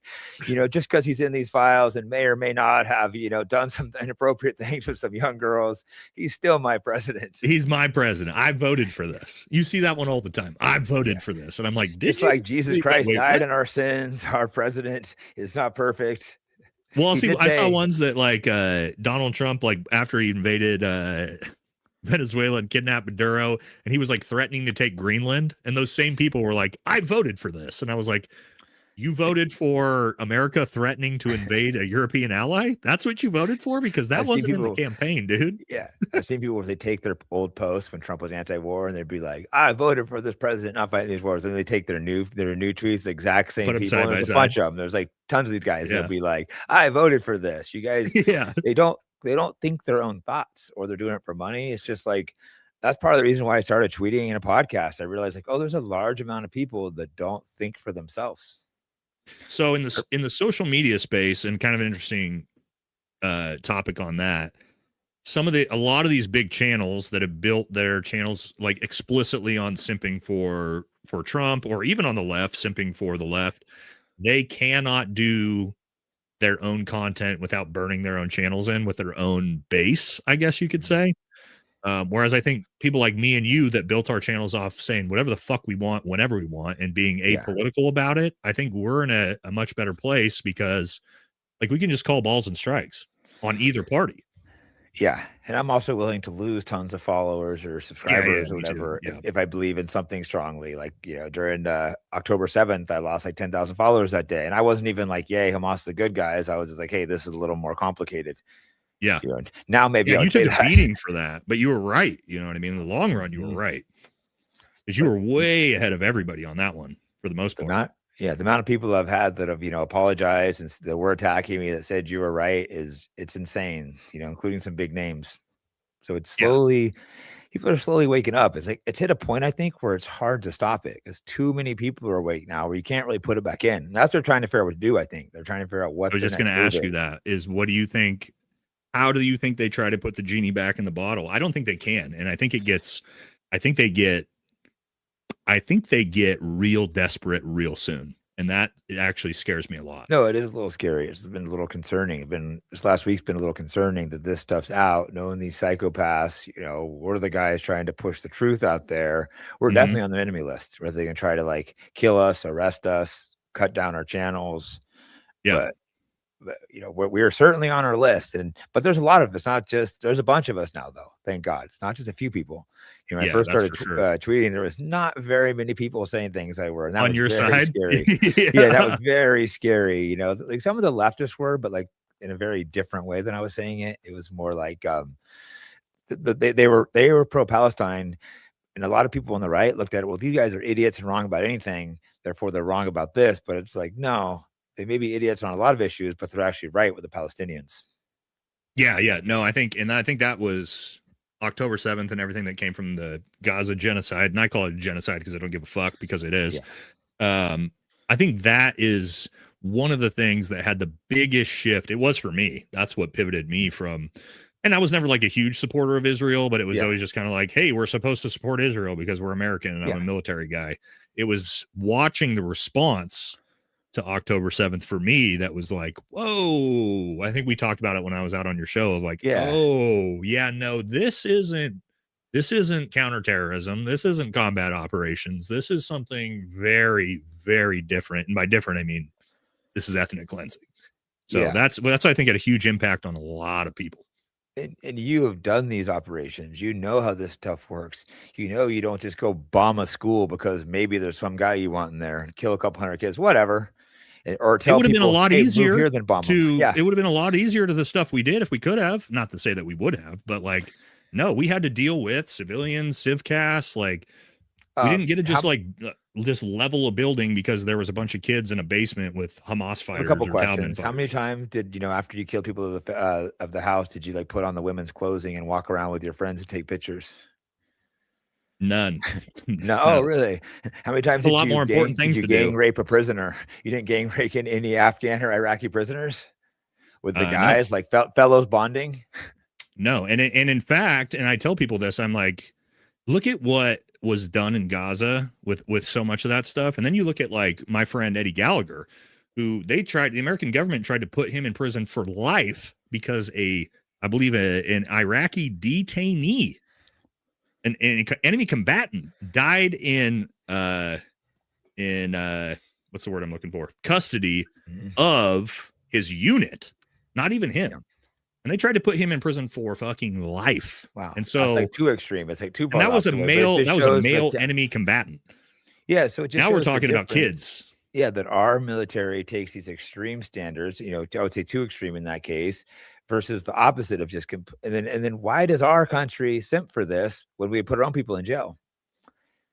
It was shameful during the what's the embarrassing thing when we were like torturing and humiliating the people after the war? Down in Guantanamo. Yeah, that was embarrassing, and people rightfully went to jail for that. But the Israelis would riot to get those people out.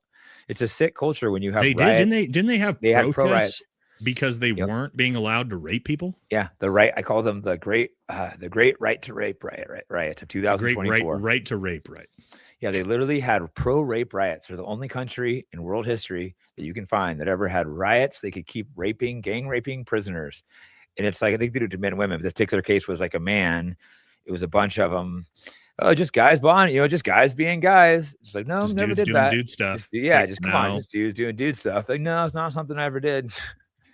That's so crazy, dude. Yeah, they did like boat tours to watch like genocide where you take your kids out and be like, look, there's some Palestinians getting bombed. I didn't hear about that, but I'm also to Gaza. That was like a year ago. But I watched what's her name? She's that Hispanic woman from Texas that's running from Congress that does the crazy shit where like she shoots like dummies in the back of the head and is like, this is the salt. I watched her. She went to Gaza and went to a viewing binocular station to watch Palestinians get bombed and laughed about it.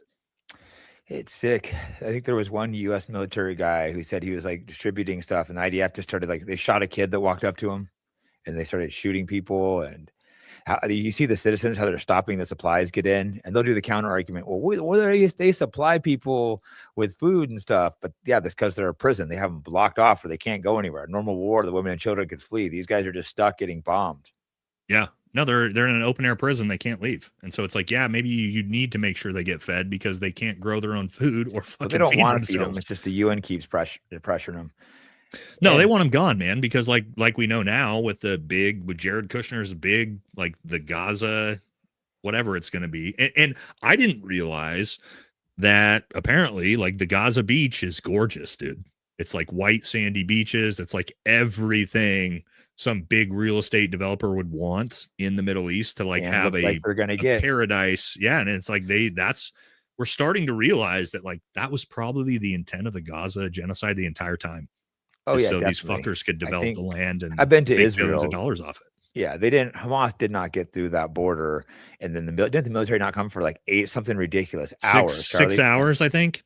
It's a tiny little country. There's just no the size of New Jersey, dude. There's military everywhere. People, machine guns everywhere. It's like I believe it's like a 38-minute flight from Tel Aviv to where the attack was, and it took 6 hours to get any military everywhere. there. There's no possible way. There wasn't that day though. Yeah, they came in with Apache helicopters, killed people. I don't know. It was set up from the beginning. And then I need to do more research on the Ukrainian war. I bet there's a lot of links there. You see Epstein talking about how it's being, I can't remember the exact details, talking about good, how it's, in because they helped overthrow the government that was there. It was a pro-Russia guy. 2014, yeah, he was elected. I talked about that from the very beginning. So many people got mad at me on my channel from 2 years ago. When I first started, I talked about the Ukraine conflict and talk about how I'm like, the United States went in with the CIA and 10 Special Forces Group in 2014 and overthrew the government and installed a pro-Russia or a pro-American puppet. And the vast majority of what we've seen, like from the conflict since then, is because of that. And with Zelensky being the main installed puppet right now, and then now we know through, guess who was involved in that? Jeffrey Epstein. Go figure. Yeah, Jeffrey Epstein, George Soros, another the same little hat he wears. The same people. See them. The CIA supposedly was involved, and then they put in Zelensky. Like, how does Zelensky get in charge? Isn't he like an actor? He was an actor. He's a comedian. Like an actual comedian. Have you seen his stuff? Dancing around in girls' thongs and shit all the time. Oh, I'll send it to you. Yeah, I'm not surprised. He's a comedian and an actor. And Army Special Forces was there training and killing people in the Donbass with Ukrainians for 10 years before that war started, or 8 years before that war started. And how many people have died in that war? A lot, I believe. I hear different numbers. I think it's I'm really sure high. over a million on both. Like if you take it cumulatively for everybody since the war started, I'd say over 1 million people probably. Clearing that land out for certain people, I would guess. Well, do you know Zelensky said that, right? He said, Zelensky just said like a month ago, he said, we want Ukraine to be a giant Israel. That's what Zelensky said. And if they have to kill a few stupid goyim in the process, whatever. I mean, but it's not even that. It's not even like it's that far out of the realm of what they've done historically. It's the same shit the Bolsheviks did. Yeah. The same people that they're killing, the Slavics, were the same people that the Bolsheviks slaughtered. Christian Slavics. It's like nothing's really changed. They're just still doing it. I remember years ago looking at communism being like, man, that seems so identical what they did back then to what they're doing today. Well, who founded that? It's almost like the same group of people manipulating things. Sure enough. Who founded communism? Karl Marx. Yeah. A J. It's just like, okay, man, like at some point, and like you said, it's not all of them, but what we're seeing with these Epstein files, it's not good, dude. It's perpetuating everything we thought. To where we're going. Imagine if there was a big group of like powerful white people running around that way, talking about another race like that and taking their children and doing these things to them and being like, oh, these stupid blacks or Jews, whatever it would be. Huge. And a lot of these people are probably still in positions of powers in these files that are saying this stuff. It's like former prime ministers of Israel. I need to look through this more, look for the goyim term, but I know it's like all over it. And they're just like mocking us like we're inferior. I think I saw a post that said that goyim, I believe the word goyim is in the Epstein. The only word in the Epstein files more than goyim is Trump, I believe. I saw a post about that. More than Trump's in it 5,700 times his name. And then I think goyim's right behind that. Yeah. Well, Jeff Epstein himself said Trump was his best friend under a legal deposition for 10 plus years. Yeah. 10 plus years. I mean, you're friends with them for 10 plus years. I think you probably know the kind of stuff they're into. There's that letter that he says he didn't wrote that says they both like him young, something like that. Jake, let's look at this. Let's look at it this way. Let's say and I'm not saying they are, but let's say the Diaz brothers were running a giant child sex trafficking ring for the entire time that you were best friends with them. You think you wouldn't have maybe caught on? Yeah, I think I'm loyal. 10, I think I would. Yeah, I'm loyal, but I would have distanced myself. I think, and maybe even. I'm not saying that you wouldn't have. I'm just saying you think you wouldn't have maybe figured that out. Of course, I would. There's a time when you're like everywhere together. When they were flying together all the time, you're doing this stuff. You're hanging out. Of course, you would see this stuff. You would hear. Plus, everyone's hearing rumors too. They call his plane the Lolita Express. I believe. Lolita Express. Yeah. It was a book about a girl, I think a 12-year-old that was like kidnapped by her abuser, and like it's just insane. All the like everyone knew it's like a well-known thing, just kind of like Me Too. How you see the old Oscars when they're like making jokes about girls having to sit on Harvey Weinstein's couch, and all the actors are just hysterically laughing, like and the girls are like, yeah, he did that to. They're not saying it, but you think the way they're laughing, like, oh yeah, he did that to me. Yeah, and guess he's in the files too with Jay-Z. Also, that's a bizarre one. Can you imagine that being that poor girl? Everyone's like, sure, lady. And then this comes out. But also, like, what a crew. Like, how gross is that crew? Jay-Z, Pusha T, Harvey Weinstein, and Jeffrey Epstein barring you. The grossest of the gross. Oh, dude, it's just, and I mean, that's probably why he fled the country. But all right, that's all I got for the regular scheduled plan. You got anything else you want to talk about? Or you want to hit super chats and we'll jump out of here? Super chats. I'm trying to think if there's anything else. I mean, there's tons of interesting stuff. I think we hit a lot of it. We can hit it's so much. It's coming so fast. And like me and Jake talked about, like we were talking about probably doing another one of these lives maybe this week as we get more and more stuff. This has been a really big live. We've had a shit ton of people in here. So thank you all so much for being here. I'll do more lives than normal, I believe, this next couple maybe weeks. Jake will remember his YouTube password so he can go live on his own channel. Yeah, so people go and follow me that don't follow me already on here. Oh shit, we need to do that. Let's and I'm gonna put this on yours too, so they need to follow you too. That's what we need to do, because I should have had this the whole time, but we didn't. I was planning on having us do a live stream, so I didn't think about it. But we're gonna put would have been a lot better if you're not already following Jake Shields, which is would actually kind of surprise me, because I feel like we have a lot of the same community. But I'm going to put Jake's YouTube channel here in the pinned comment. If you're not already subscribed to Jake's YouTube channel, make sure you get over there and subscribe to it. And then we're going to hit these super chats and probably call the night. I got to wait for this to chat to spam catch up before I post this in here. Here we go. All right, now pin this. Moving fast. Chat's moving fast. You guys are moving so fast. All right. We got it pinned. So if you're not already following Jake, make sure you get over there and follow his YouTube channel. So yes, guys, if you were just here for me and Jake's regular scheduled show, thank you so much. And now we're going to hit the super chats and work our way through them, and then we'll bounce out of here. All right, here we go. Let's do it. Children going missing from detention centers. This is kind of an interesting one too, right? Like the hundreds of thousands of kids that went missing. During the border being opened. Yeah. Do you know Ryan Mata? He's a guy I talked to maybe like a year or two ago, and he was telling me these numbers, and I thought he was some crazy guy at first, but he sounded put together. So I looked up the numbers after I got the phone with him, and it was like 300 and something thousand missing kids. So let's say it's even a quarter of them are unexplained. That's just insane. 50,000, 60,000. It's like 300. Yeah. So it'd be like exactly. So it's at the minimum. But it could be a lot more. If there's hundreds of thousands of missing, some of them, there's probably explanations and stuff, but not that many. There's no way. It's gross. It's dude, I just feel like also, if you think about, if you think it wasn't like Epstein's racket was the only one, I can guarantee you there's tons of these. Like there was a guy who tweeted out, he's a big crypto millionaire, tweeted out there's what island was he on? Maybe Puerto Rico. There's a Mossad CIA blackmail operation. They're going to torture and kill me. A few other things, then he was found dead the next morning. This was like a couple years ago. It's one of the ones that went viral, but that's like, dude, I'm like, I think about it all the time. I think like me and you are probably like some of the worst people to try to like come and break in my house and kill me. You know what I mean? If you better bring more than one person, that's what I always tell. Exactly. Tell the chat. I'm definitely going to try to take you out if you come. Yeah, don't show up by yourself. But it's still scary, man, when you actually look at how many people that have tried to expose this stuff that have been schwacked over the years. Yeah. And we're always just like, oh, it was a suicide. Lots of suicides. And like the Diddy, that's one of those, looks like one of those blackmail operations. They mentioned Diddy, they don't mention who he was working for.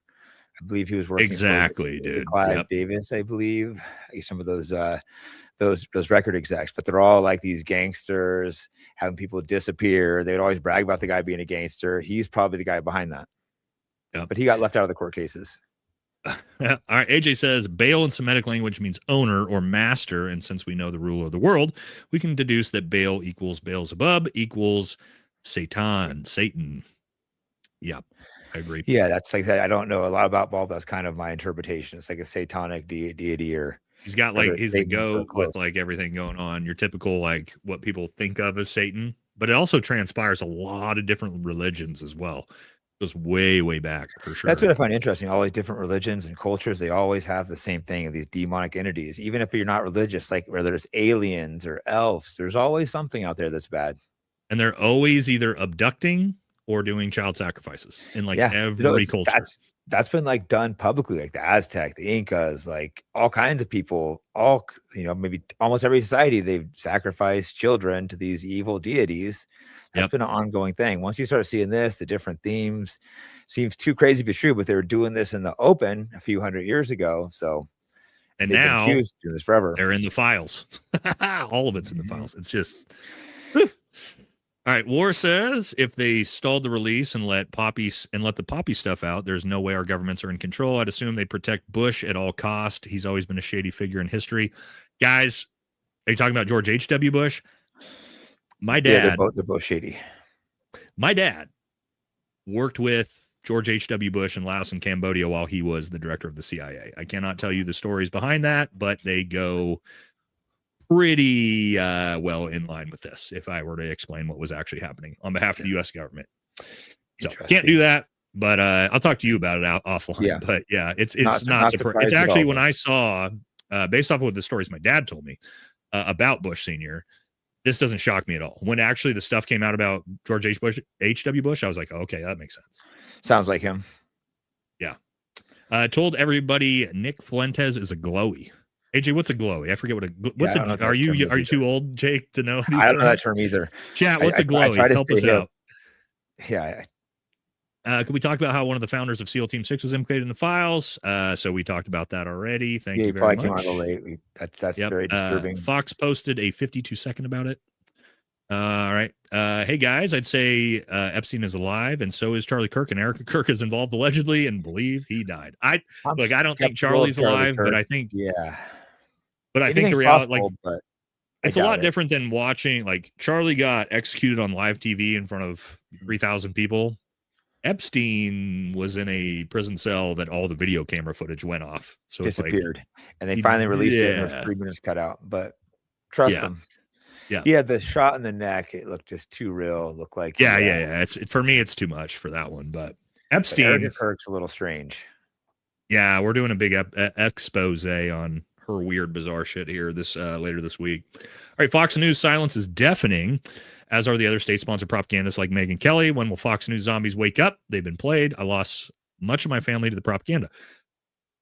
I mean, I think I talked about this, Jake. The big problem is, think about how many people in this country on the right, MAGA, older MAGA, exclusively get their news from Fox News. They're not on YouTube. They're not looking at Instagram or Twitter. They get on cable television and watch their news. And the fact that Fox News hasn't said a word about the second release means there's millions and millions of people in this country that have no idea it even happened.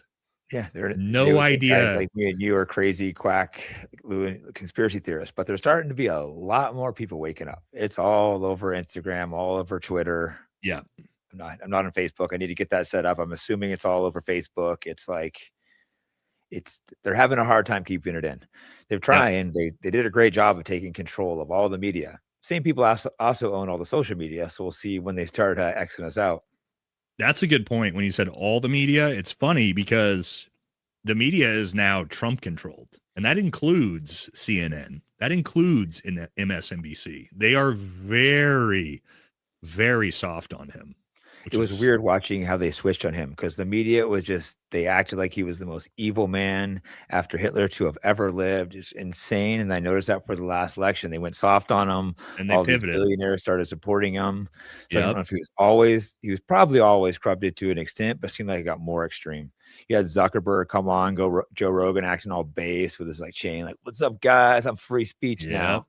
I'm one of the guys." He did it like UFC fight. He's probably looking so awkward and guys aren't trying to meet him. It's not like, oh, I want to meet Zuckerberg. It's like he's in the corner all like, his girl's putting Vaseline on the guys before they go and fight, putting it on there. It's like, I remember, who did he corner for when it was so awkward where he was standing there as people kept passing things and he was like, yeah, he clearly doesn't do with his hands. I'm sure he paid a good chunk of money for that. Who did he corner for? Who was that? Do you guys remember in the chat who he cornered for somebody? You remember? He did. You're right. It was so awkward. I hope he paid a good amount of money for that.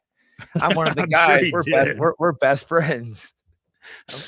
Oh, that's crazy. He's trained with he's had some good fighters come by his place. I know, some he can afford it, dude. Jesus Christ. He was sparring Marab, who could have just killed him, obviously, but it's just so funny watching him. Hey, at least he had the balls to go in there and spar him. Sure, Rob was going easy, but that's still just kind of funny watching that. Oh, it was Volkanovski. I think it was. That's what the whole chat. Yeah, that's what everybody in the chat's saying. I was just thinking, like, this is so awkward. This is my coach, Zuck. Oh God, that's funny. All right, AJ says Epstein worked directly for Baal because he was part of the synagogue of Satan. Well, hard to disagree with that right now. Did you see the video on Bannon with him? Yeah, I haven't watched this video yet, Jake. We both need to watch it. It just dropped right before we started. It's the Steve Bannon interviewing Jeffrey Epstein. Okay. Yeah. Apparently it's kind of wild. Everything's so wild. There's nothing that would shock me at this point. COVID patent bought by Piebright Institute. I don't know about that one. I don't know what that is. Yeah. Jay says, hey, Nate, Fox posted a video about 1 hour ago. It's 52 seconds long. Oh, they finally dropped one. A 52-second video. Like an Epstein overall or the Epstein Files? Yeah, probably. Hey, guys, these Epstein Files dropped. You know, they mentioned Trump, but he's the good guy. I bet they didn't mention Trump. I bet they talked about, like, Bill Gates. Bill Gates. Is probably what. Yeah. Bill Gates got chlamydia from a Russian hooker. Yeah, there it is. We're going to not talk about the 10 plus witnesses who've accused Donald Trump of raping them at 13 years old, but we'll talk about Bill Gates. 13. They're all 13. One got her head blown off. All right. AJ says the people that own the jet turned off its radar at CK Utah event happened to donate a lot of money to the Chabad Luchabich in Utah. Interesting if that's accurate. Well, they did. So the first part of this is true. That did happen. That's kind of a crazy thing that happened with a plane. I don't know about the second part though. We'd have to look into that. Yeah, it wouldn't surprise me. Like, they're a very powerful organization. All right. TH says, I overheard my son tell one of his friends, if your grades can't touch, you shouldn't either. My kid gets it, but adults are running our country. If your grades can't touch, you shouldn't either. Oh. If your grades is in like 8, 9. 9, okay, I was thinking like school grades. I was like, yeah, I get it. Like B. I guess I wasn't an A student. No, like 10th grade, 11th grade. I get it. Yeah, I was looking at different. Like, huh? Yeah, I mean, so probably not like 60-year-olds and 13-year-olds. That's probably a break. Yeah, just we can agree on that at least. Yeah. Thank you, Chair. Ben says, imagine all the people who were a phone call or a word mouth basis with Epstein worried by email records. Probably a ton. That's a good point. People that didn't want to say the grossest shit they had over email. Also, the fact that they just, all of these people just freely sent all this crazy shit, like talking about torturing and real ritualistic sacrifice over email, bro. Yeah, that's how brazen. There's a torture video, and there's another one like, can I torture this one? There's someone giving Epstein permission to kill someone, or unless Epstein permission, and they redact. Why are they redacting these people? Like, I want to know who's sending Epstein torture videos. Because they are not letting us know who the perpetrators are. They're still protecting them. Yeah. Well, Dan Bogino's on it, but what is his last name? Dan's got us. He's gonna get it, guys. On the case. I actually want to. I've never seen him. I didn't know who he was before he's appointed. I actually want to go watch his show now. It's relaunching here, I believe, tomorrow. It might be today. Today, get some crazy numbers. I'm like wanting to see what this guy has to say. Chat, did he relaunch his show yet today?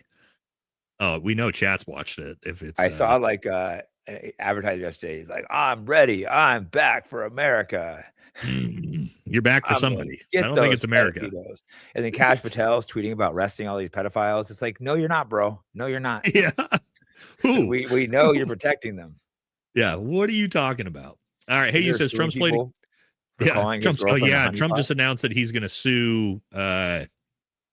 Who is it? The guy who interviewed Epstein a bunch and wrote the books, Michael Wolff. Oh yeah. Trump's going to sue Michael Wolff. Supposedly, he says that. But I don't think he will, because Discovery would then open up. Go through Discovery. Yep. Trump's plays to keep people in the left versus right mentality. It should be everyone versus the rich satanic people in power. It's all psyop. And too many people are stuck in their programming. Yeah, I mean, that's like me and you, Jake, are like really fundamentally aligned on that of like, dude, it's not Christian versus Muslim, black versus white, left versus right. It's we the people versus the fucking, apparently now, the satanic cabal. I think we can worry about these other issues once we handle the satanic cabal. I think that's a little more important. Like, we can argue about like healthcare and what our tax rates could be. Those are some real issues, but But this is a lot bigger. And that's what they have us fighting over. It's the left. All these guys saying it's the left and it's the right. Just absolutely hatred each other. And the hatred for each other is really sad. You've seen it, and both sides are guilty of this. When Charlie Kirk was killed and they were mocking him, and then these ICE protesters are killed, everyone's mocking him. It's like, come on, they shot the dude in the back. Like, we're really, you know what's crazy is like, you know what my take has been on all those? This is terrible. That's what I said on Charlie Kirk. This is terrible. That's what I said under Renee Good. This is terrible. That's what I said under Alex Preddy. It's almost like it's pretty easy to just be like, this is bad. The Bobbitt, all of those things. Bobbitt chick, all of them, exactly. Even military Ashley training. Babbitt, that's also bad. They're all bad, dude. Did that? That was such a big shooting the guy in the back was just so insane after they unholstered him. Shot him 12 times after he was completely not a threat to anybody. But that's my the guy point. Was is an like, idiot, but that doesn't excuse what they did. Exactly. That's my point. Is like, these things are all bad, and you think we could agree on that, but apparently we can't. You've done a great job dividing us. Yep. All right. Juan says, I have a theory that the files are Trump's dead man switch. He was going down regardless. All roads lead to the Z's, and the world will not support World War III, as they are implicated too. Sacrificial lamb. I don't think so. I've saw this one before that, like, hey, they released the files because Trump refused to invade Iran. And I'm like, dude, I don't believe that for a second, because this dude has not shown any amount of like willingness to stand up to our greatest ally. So why would he start now? No, I just don't believe I have some of those QAnon people wanting to come on. I'm just like, I hope you're right, and I'd apologize if they are. I'll fly them out first class, treat them, but they're just, if he just let 100,000 kids die first, like, I'm not trusting this plan. Yeah, I don't trust his plan.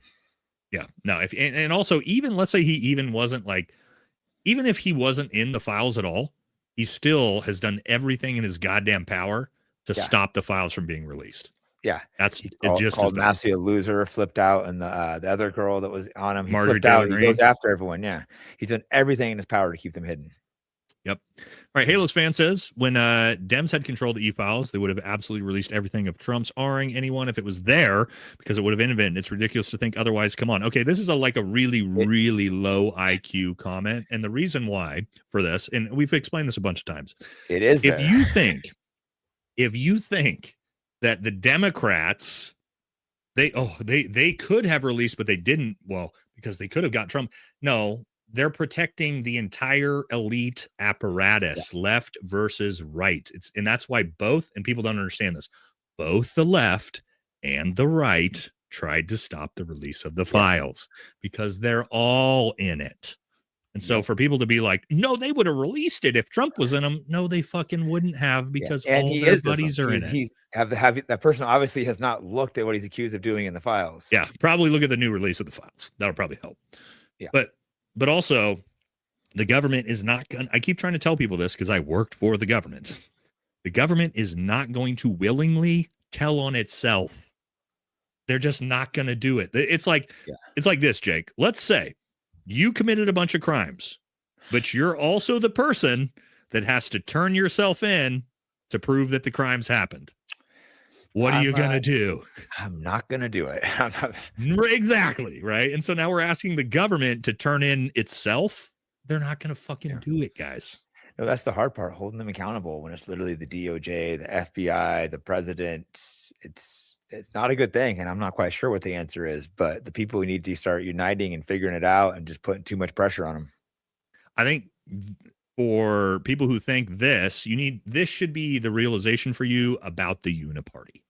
You should be starting to learn that the uniparty exists, and that they are there to protect the elite government apparatus, not you and not stupid goyim. No, yeah, exactly. So no, don't get caught up thinking like, oh well, it's the Democrats. It's like, no, it's fucking all of them. It's all of them. And we know that. It's fine to like one party better if you want, but you got to realize both parties. Look at the country. It doesn't matter who's in charge. If we keep getting more debt, keeps falling apart. What good have politicians done in the last 30 years?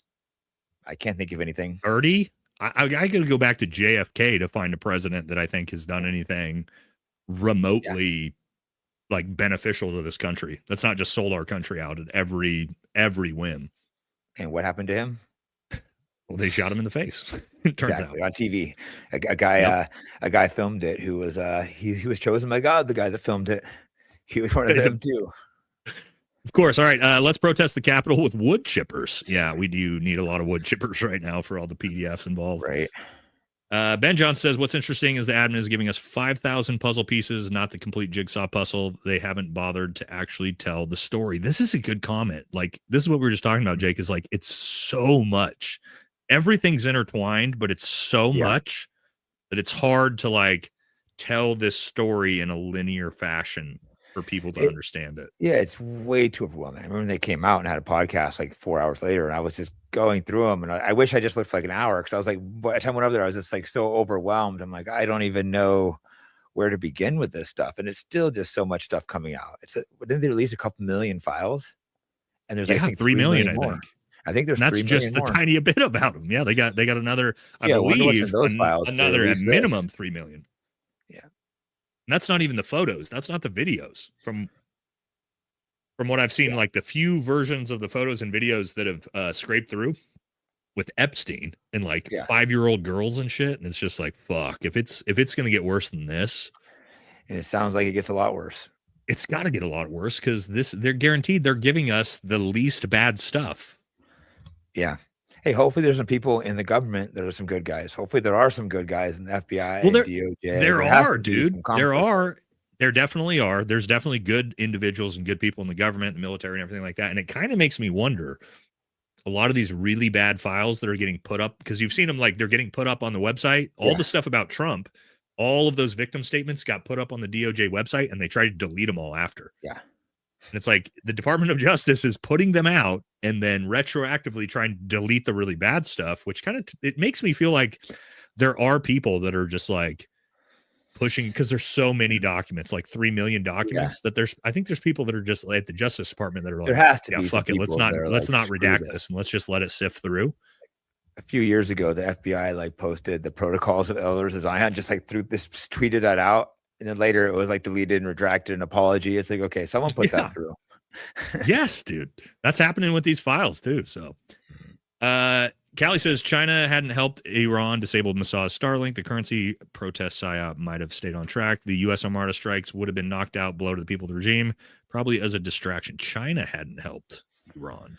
Dude, I think China, I don't know the details behind this, but I think China, I don't know exactly what they did, but they were doing something. They were bringing in planes, supposedly, because it looked like we were about to attack Iran a couple weeks ago. And again, I don't have the details of this, but it appeared like attack was ordered, and China was flying. Yeah, they definitely were. Planes in, and the rumors are, I think the New York Times reported that Epstein called Trump and had him called off last minute.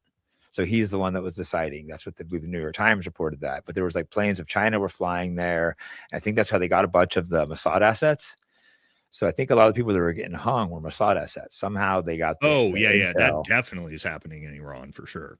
Mm-hmm. But also there's a lot of, I mean, people don't realize, like the from what I also heard is we were supposed to attack Iran, and actually Israel asked the United States to stop because they realized they weren't actually ready to deal with potentially with like the Iron Dome and the Patriot missile system batteries and everything. Actually weren't equipped to be able to deal with how big of an arsenal Iran has actually built up. Yeah.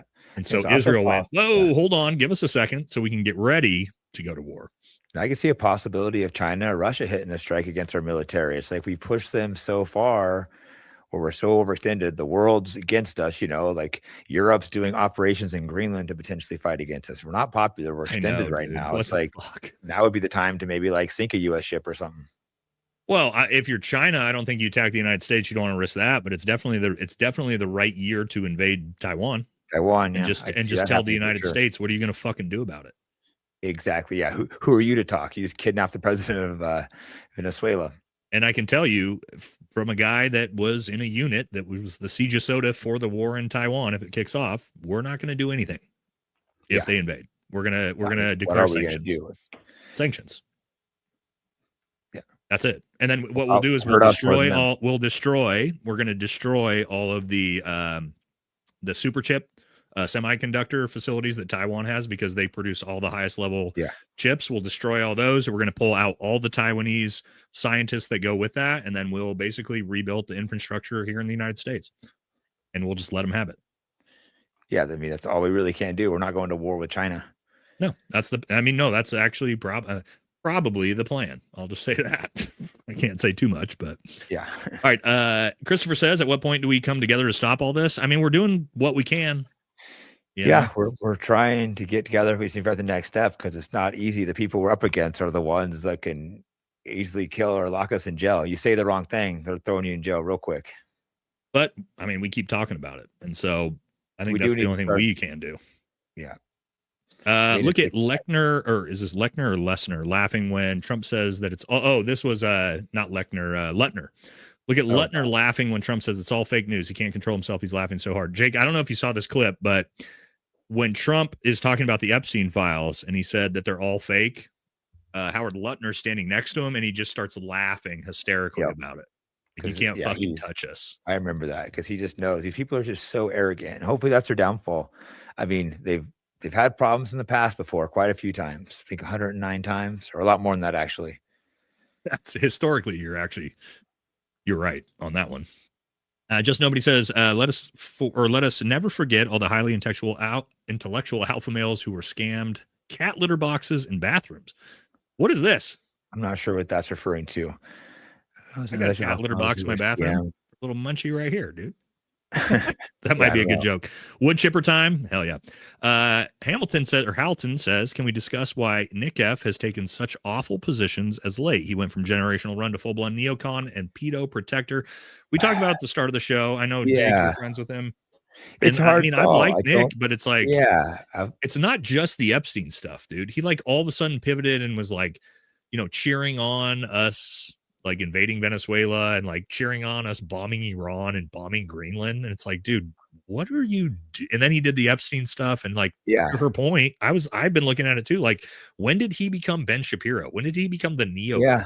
No, I have not liked his takes lately. I hope it's just a small thing and he'll get back on track because he's a guy who had a ton of respect for him. He's, helped wake me up. Great speaker, extremely talented, but I have not liked his takes lately, particularly the Epstein thing is just beyond acceptable to me. He's been super important. And I explained this on the show before of like smashing the Overton window wide. It helps so much. Like, the reason why we're even like, honestly, if we really want to be honest, the reason why me and you can even talk about this on YouTube without both of our channels getting banned immediately. Yeah. Mostly because of him. I mean, it really is. Yeah. Well, he helped so much. That's why I don't want to attack him, but it has not been good takes lately. You got to keep consistent, not be fucking weirdo. AJ says we got to vote with bullets, and well, all right, I can't. We're not going to talk about that. We're not going to comment on that. Nope, not going to talk about that. We absolutely disavow any violence, AJ, on YouTube. I'll tell you that. Run the likes up. Let's go. Thank you. CashApp's wife. Oh, Cash Patel's wife. Yeah, boy, that's not the girlfriend suing Elijah Schaffer to silence him. Interview him, please. Oh, I would love to interview Elijah Schaffer. I've covered that story. Yeah, I know. You talked about that story with him being sued by Cash's girlfriend. Yeah, I'll connect you with him because I know Elijah. Oh, you do him? You do? Yeah. All right, there you go, guys. Yeah, I'd love to. I've covered that story quite a bit on the channel. No, it's wild how they're suing him and tracking him and whatnot. What they're suing him for is the craziest shit too. Shows like the FBI will go after you. All he did was post a picture with no text. He posted a picture of Cash and his girlfriend in response to somebody else's tweet, and they're suing him for that. That's for insane. The defamation through implication, as in he'll probably win the suit, but it'll cost him like also win the suit because you can't. Defamation and implication, like those two things don't work at all. The whole point of the whole point of lawfare. Yeah, the whole point of defamation is I knowingly defamed you. You can't be like, hey, you implied that I defamed you. Like, no, with a picture. They'll probably lose the lawsuit. Well, depending on who the judges and stuff are, to know who a lot of the judges are. But do you know? Where they're trying to hold the court case? Where at? In the heaviest J district in Florida. Shocking. That's exactly they want to get doing, a conviction. Dude. That's what they're doing. All right. Will you stand up when they start arresting people for the tax strike? If you guys don't want to pay your taxes, that's fine. I keep telling people you're a grown adult. I'm not about to fucking stand up to the IRS myself. Yeah, it's like because I'll go straight to prison. List. So that's a it'd be great to like want to strike, but yeah, I'd go straight to prison. So I'm not I'm not trying to stand up against the IRS at the moment. And I suggest you guys be smart about it as well. Not paying your taxes you're talking about not paying the biggest fucking mafia in the world the money that you owe them. Yeah, it's a good reason to get thrown in jail. And I get it. I don't want to either, but it's probably not the move. Again, you're going up against the biggest fucking violent mafia in the world, which is the U.S. government. And we're seeing the files are proving what we've been claiming. And even worse. So be careful. Even worse than we've been claiming. Yeah. Vampire says they always want to do, or they always do something when the files drop. I bet we invade Iran, the next drop. They're doing all this to distract us. P.S. Why Lemon and Kamal? They're 100% coming with a distraction soon. I don't know what it is. It's most likely going to be Iran. I'd like to say that's too obvious, Jake, but I literally said before we went after Maduro that the next distraction was probably going to be to invade Venezuela or bomb Iran. And like 3 days later. Hopefully it's not something bigger than Iran, because who knows with these sociopaths. Have you reviewed this file yet? It all goes depth on what DJT did to that poor little girl. I mean, maybe. I don't know the files directly by name. There's some bad ones, though. Yep. Bays, so what's up? Friend of the channel, Real Bays. What you got going on here? If we're going to make change, we need to do it now before they roll out the new tech and software they're working on. I've been saying months. They brought in the immigrants to justify ICE for us. You know, I was thinking about this. I was thinking about this today. One of my former military buddies I was talking to, Jake. The ICE stuff feels very bizarre to me because we haven't deported almost anybody in a year. Almost nobody. 200,000 people in 1 year. Only 5% of them statistically have criminal backgrounds. So the fact that there's all of this massive optics on ICE and they're shooting people in suburban neighborhoods, you never see any of them in Memphis or south side of Chicago or like any of these gang-ridden areas ever. We never see that. And it's getting to the point, it's kind of feeling like they don't actually care about deportations. It's almost, it feels almost like optics to rile the American people up. And so now the Trump administration can actually back off of immigration completely. And I think they're just going to stop deporting anybody. I think that was the entire point. Agree. That's why these people were like all cheering on the shooting of them. It's like, obviously I don't want to kill citizens, but also it's going to make it so they can't deport people.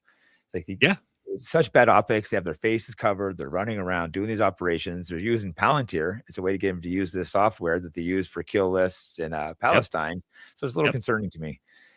I think they're more likely to go after people like me and you than the illegal aliens. I think so. Hunter says, my heart goes out to the 4 people suffering through the Dan Bongino show. Sorry for your loss.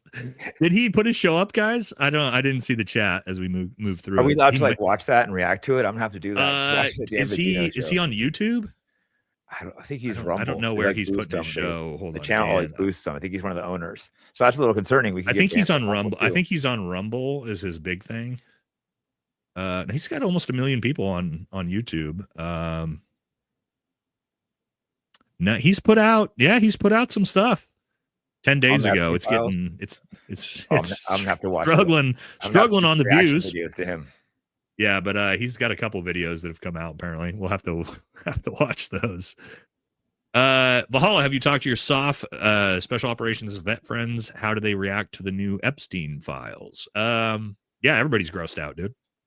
For the most part. Most part.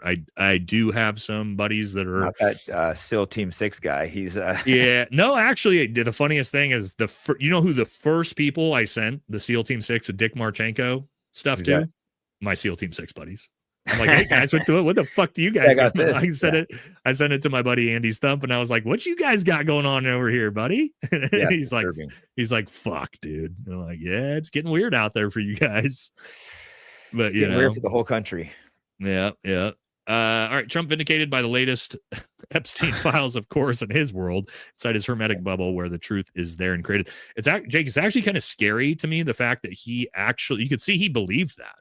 He was like, oh, people told me that this completely exonerates me. And it's like, whoa, dude, you're in a crazy. I don't know, man. I think he's clearly a sociopath, egomaniac too. They use him as a puppet, but he's also has major ego problems and can be a little difficult. That's why sometimes they're like, hey, let's throw a couple of these things out to give you a reminder. Yeah. Yeah. Like keep you in check. Like, hey, let's get you back in the fucking rails here, bud. Doing what you're supposed to do. And that's why I think we're going to bomb Iran in the next week. 2 weeks, maybe. I think you're probably right.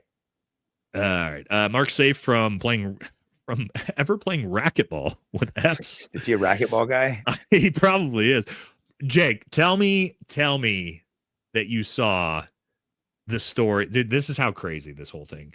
The Bill Gates banning Epstein from Xbox Live story.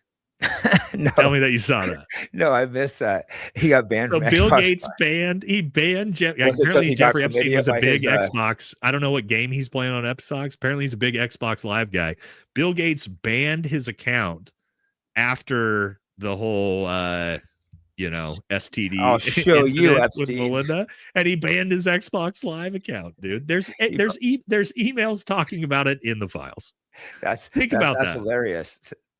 You got one of the richest people in the world banning Jeffrey Epstein from Xbox Live over one of his hookers giving you an STD. That is hilarious. Think about that. The pettiness. That's your hooker gave me chlamydia. I'm banning you from Xbox. That's a real story, Jake, in America right now. I missed that one. That's like the best one yet.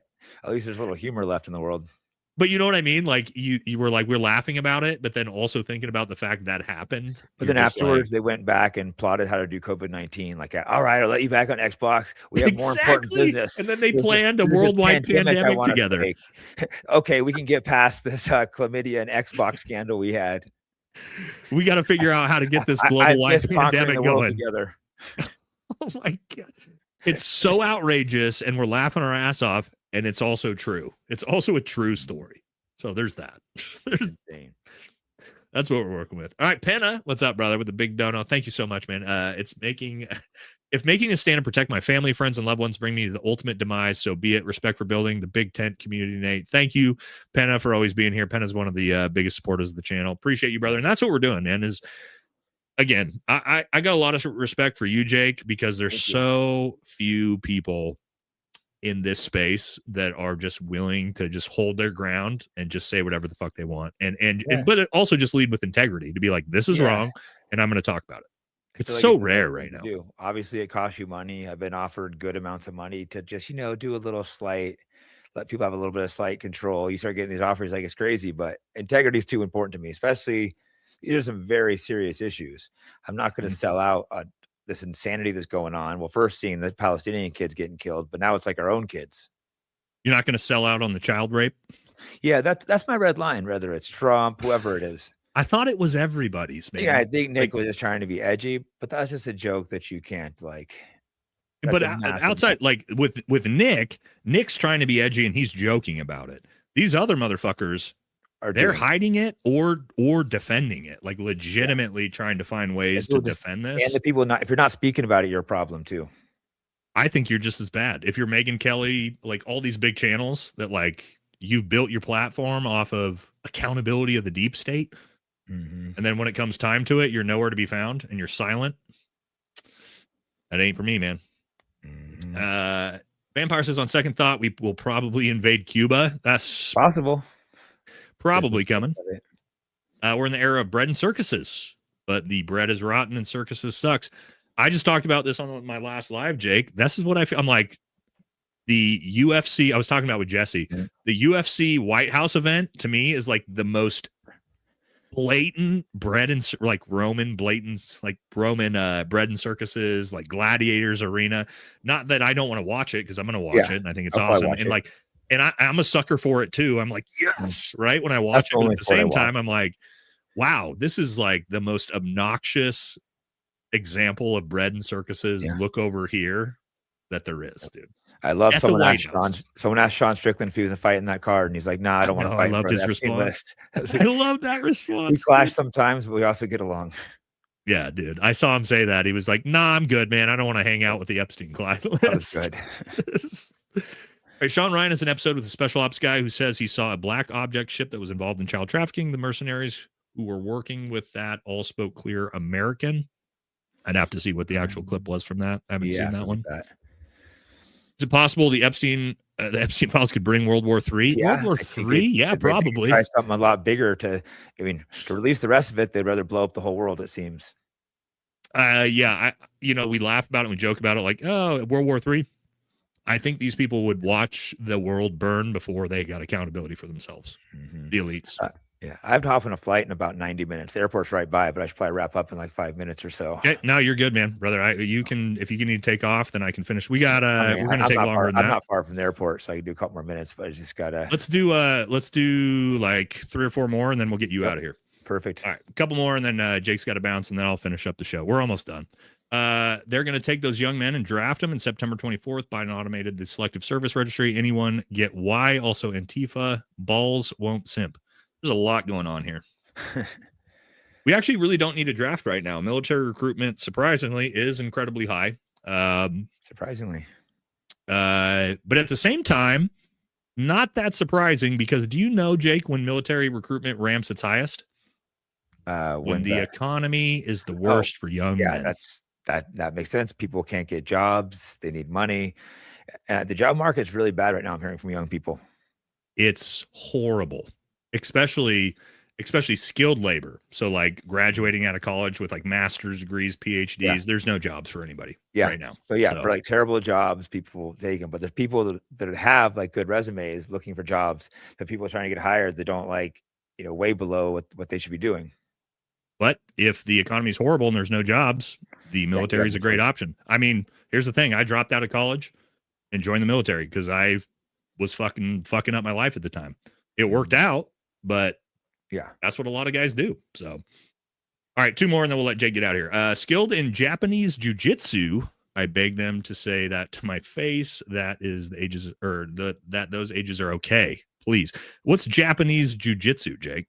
Is that like a type of jiu-jitsu? I thought it was. I thought jiu-jitsu was jiu-jitsu. Overall, jiu-jitsu comes from Japan, so it gets confusing. Oh, really? I thought it came from Brazil. They say Gracie jiu-jitsu comes from Brazil, but they changed it up a bit because a lot of the stuff they took from like a judo guy trained them. So okay. And then I started calling it American jiu-jitsu because I used to fight with the Brazilians a while, so I termed it American jiu-jitsu. Took it for the better. So really, ultimately, it all comes from Japan. Okay. I didn't People don't realize like 50, 60 years ago, there was massive fights in arenas between like Brazilians and Japanese. Like MMA was like big and it died out. That's cool. I didn't know that. Very cool. All right, one more and then we'll let you get out of here. Jesse on Fire is the dumbest man in the world. Jake's a much better guest. Jesse's a good guy, man. We're friends. We're both friends with Jesse. So no, I'm gonna clip this and I'm gonna send it to him.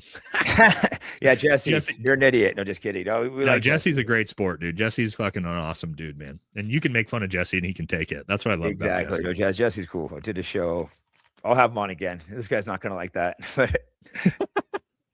All right, let's let you get out of here, man. I know you got to get to a flight. It was great talking. We'll stay in touch. Keep up with all this crazy shit going on. Thanks so much, everyone. Have a good one. All right. See you, buddy. All right, we'll let Jake get out of here. Thanks so much to Jake. We'll finish up the super chats together, and then we're gonna jump out of here after that. It's been a good episode. Thank you all so much for sticking with us. Hope you guys enjoyed having Jake on. We'll definitely have Jake on again. Me and Jake are good buddies, so I'm glad that we were able to start doing some content together. All right, here we go.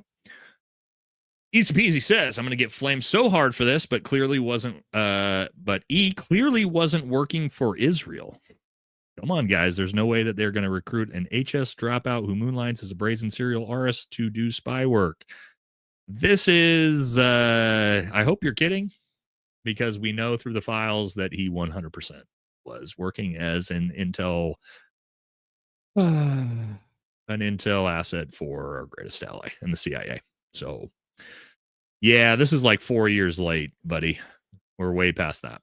We know that's confirmed at this point. Dershowitz. Oh, what's up, Baze? Dershowitz says, for the Rothschilds, he's a connector for people like Trump. Here we go. Here's a better take from Baze on who he probably was. Dershowitz works with the Rothschilds. He's a connector for people like Trump and Epstein. Will Ross, as he was facilitated Trump's bail out in the 90s through the Rothschilds. Wait till you see what I got on this. Erica first, though. Yeah, Baze has got some pretty wild Erica Kirk content coming up that we are planning on doing an episode on Friday. So it should be a good one. He's got a lot of interesting stuff coming on that one. Okay. Y'all think Global War on Terror was an early Epstein smokescreen? No, not a smokescreen. I think they just want to destabilize the Middle East for our greatest ally.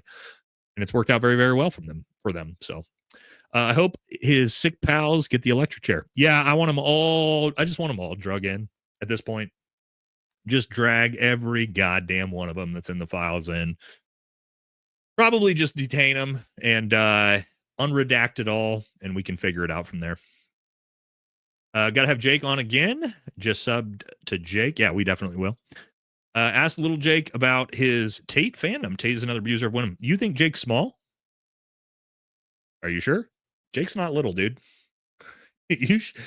Jake's not much smaller than me, and he is one of the best fighters in the world. So you should probably relax. Probably relax with your mouthiness and talking shit about a guy that could fold you like a lawn chair. That's not what I do. All right, fellow long tabber. Yeah, man, he's been, sorry if this gets clipped to you, Nick, but you've been one of the biggest disappointments in the Green Beret community. I've been checking his Instagram every day to see if he's made comments as the big masculine Christian leader in America, to see if he's going to denounce everything in the Epstein files. And no, he hasn't said a word. He is silent like the rest. Very, very disappointing, because I like Nick's content. But to see him fold and turn into a little shill and not have the guts to stand up and talk about this, pretty disappointing. Pretty disappointing. You know, de oppresso liber, Nick, you remember that phrase? Yeah, that applies to 13-year-old women that were raped by the Epstein client list in America, by the way. So maybe you need a little reality check on that. Anyway, I don't really give a fuck if he sees that or not. But yeah, very, very disappointing for a guy who I thought was, a stand-up masculine Green Beret type of figure, which he's not, it turns out. Very, very sad to see. Sad to see. He's just another shill for Trump. It is what it is. That's the way it goes. Katie says, remember when the elite tech bros started building bunkers and everyone was worried they knew about the natural disaster coming? I feel like their plan B, because they knew we'd find all this out. Might go full Luigi. Well, they're not only building bunkers, Katie, but that ballroom that they're building, that is, from what we're hearing, most likely a giant underground bunker that they're building at the White House. And the ballroom is just the aesthetic to put on top of it. So that's the way it goes. But you're not wrong. They are doing that. And Mark Zuckerberg built like $100 million bunker in Hawaii. So very good point. Epstein was swapped by corpse of Hillary Clinton's brother, Tony Rodham. They're similar. He died 2 months prior. External ear details don't match the real E's details. Search now. I don't need to search. I've seen the photos. I wanted to use them in this episode when we talked about if he's still alive or not. But can't put those on YouTube because I'll get my account banned. So that's the way it goes. But to your point, yes, that's not the same person. That corpse does not match Jeffrey Epstein. Nick says China cost of energy 1/6 USA. Guys, you guys crush me with these type of comments. Richard Werner banks money for consumption and assets, housing, and none production / infrastructure. I have no idea what you're talking about, homie. Thank you, but dude, this is like QAnon shit. You gotta get some like sentence structure to this. Because I have no idea what you're talking about. Thirsty, what's up, brother? Zelensky literally played himself before he came himself. Yeah, that's true. His famous TV role was a comedian who somehow became the president. That tiny hat simulation is glitching, and he is a tiny hat, it turns out. But yes, you are right. He actually did that as a comedian. Pretty wild. We're only seeing a fraction of what they actually recovered from the Epstein properties. I'm sure the emails are starter to the main craziness. Yeah, the emails aren't even the real documents, guys. There's no like real proof in the emails. There's people talking back and forth, but they have photos, they have videos, they have everything. They're just not showing it to us yet. All right. Autistic says you're saying there was U.S. soft fighting in the Donbass before the war started. You think they're still not? No, not before.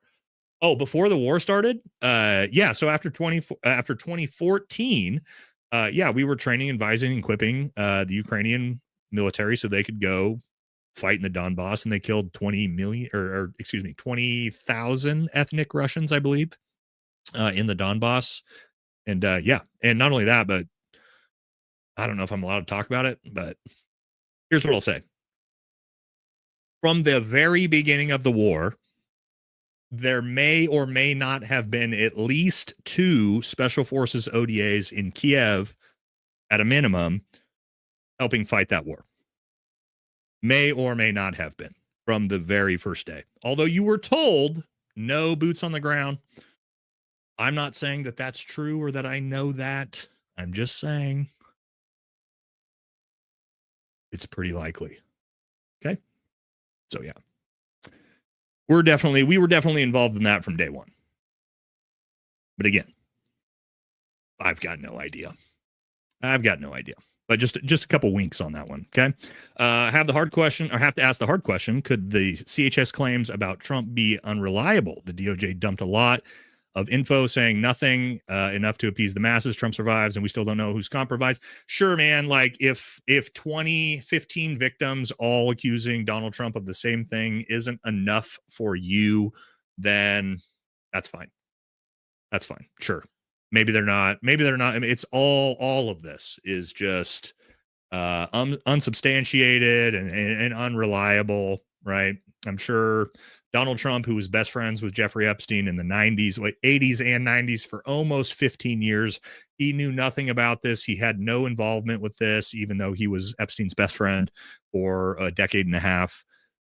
Yes, sure. It's all unsubstantiated. Or if you're like me, once 20 people accuse you of the exact same thing, well, you know, just because you're beyond the statute of limitations doesn't mean you're innocent. But you guys can believe whatever you want. I've seen enough, personally. You know. Hey, Nate, do you see the gold market manipulation on Friday? JP Morgan bought a bunch of selling contracts. I did. Silver and gold have been going absolutely out of control. Tanking, back up, back down, which is kind of crazy because, you know, usually precious metals are like pretty safe of an investment. And I still think they are. But yeah, the metals market has been absolutely out of control, which was bizarre. Like I think silver moved like negative 15% in a day last week, to your point. Crazy. Although I do think precious metals are still a really good investment. I'm out to actually put a bunch more money into silver if it keeps dropping. Gaethje versus Topuria. Who you got? Topuria, probably. I mean, I'm a big fan of Justin Gaethje, but I think Topuria is too good. Just as an aside. Pat says Epstein was swapped out from jail with the corpse of Tony Robb. Oh, we did this one already. But thank you again for the second super chat. And yes, I agree. Google that at home. I'm not going to put it up on the screen, but it's definitely a thing. It'll blow your mind. You'll see the side by side of the corpse with Big E, and you'll see that it's not the same person. UFC 129 is the bomb. Thanks for keeping it real. That's to Jake. They ain't going to stop. Thank you, Joseph. AJ says Nikolai Mushigian was the crypto billionaire killed by CIA Mossad Puerto Rico. Got it. There are Epsteins all over the world. Yeah, I believe that. Sorry, Johnny. We didn't get this one before Jake took off. He said, Jake, what's up, my guy? This is awesome. How's Nick doing? I tried to get fights in the UFC. Did he get married and why it wasn't good for him? Love you both. Nick Diaz Academy. So I'm not going to speak for Jake, but I did talk to Jake about Nick when I was out there in Vegas, and he said Nick was doing very, very well. And after some of the troubles he's had, apparently he's doing really well now. So good to hear that, because I'm a big fan of both the Diaz's. All right. Moto says, Operators Fuck Nation reported today, General Dane, which I love OAF, by the way. His channel is fantastic. I use his stuff on my channel all the time. Today, that General Dan Kane held closed-door discussions with Eyal Zamir, the Israel Armed Forces Chief of Staff, likely on Iran. More distractions to come. Yeah. Like we talked about earlier, I'm pretty sure that's coming. I'm pretty sure bombing Iran is the next step. in the distractions. We should see that. Again, who knows? But I think in the next month, we're going to see that. Real-time game theory, people denying versus explaining. Earl says the sick thing about all the stuff is that the criminals in prison have less tolerance for PDFs and a swifter justice system for those sick fucks than MAGA hats do. Hope more wake up. This is 1,000% true. 1,000% true. Good luck being a PDF in prison. But if you're out here in America and you're rich, it's absolutely fine, it turns out. Crazy how Ryan Dawson was exposing this years ago. Where was everybody? Ask Jake how many UFC fighters have reached and know what's really in charge even with this organization. I have to ask him next time he comes back on for that one, but thank you. Awesome to listen to people with a brain. Well, thank you, Ripcord. I appreciate you. More Jake, less Jesse on fire. Jesse has the IQ of a hot dog. You guys are brutal. Come on, guys. Jesse's a good dude. Jesse's smart. Jesse's one of my good friends. Don't bully Jesse, all right? God damn. Not that he cares because he's got a great sense of humor, but leave him alone. Leave Jesse alone. American Citizen says, if it was bad, they should all be punished equally. No quarter, 100% agree. Bringing them all in. Left, right, center, Republican, Democrat. Haul all their asses in. Bill Gates, Donald Trump, Bill Clinton, Elon Musk. I don't give a fuck. If there's proof they did the stuff that they did, which I believe there is, haul them in, put them in jail. Probably on live TV. That's where I'm at with my politics. Joseph says, recently I was fighting on the front lines in Ukraine and your videos helped me decompress, relax. Really appreciate your wisdom and authenticity, brother. If this is true, man, I'm glad you're okay, first of all. But if you got some type of decompression, relaxation out of my videos while you're fighting a war, I'm glad I could help, man, in the little way that I could. That makes me feel really good. And I'm glad that you're doing all right.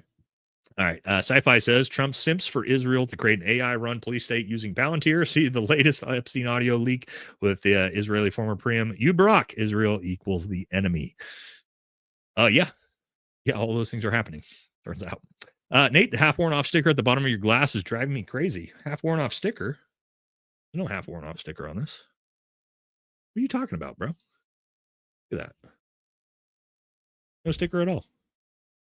You crazy, dude. Unless I got a different... that was my drink. I don't know.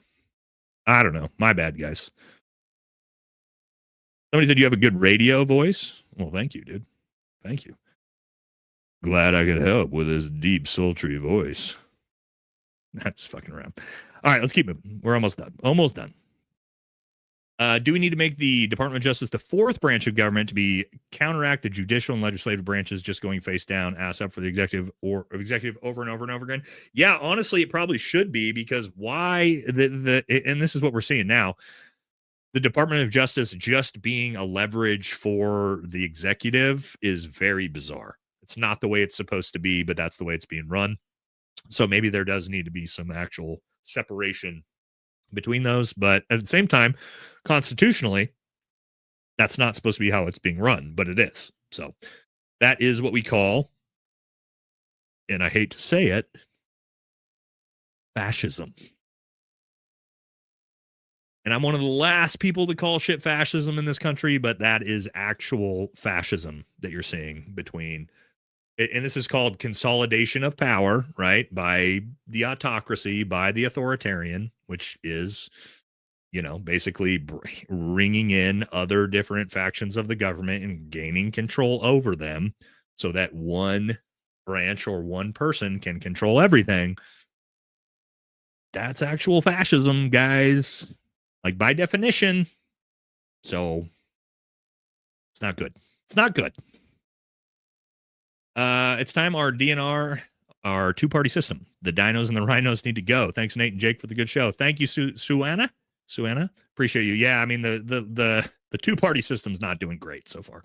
Cat litter for supposedly confused furry youth to business. Is Munchkin still in here? Oh, she is. Munchkin's been... we had Munchkin chilling in here the whole time. She's sleeping, though. I didn't realize... Oh. I didn't realize that she hung out with us this whole time.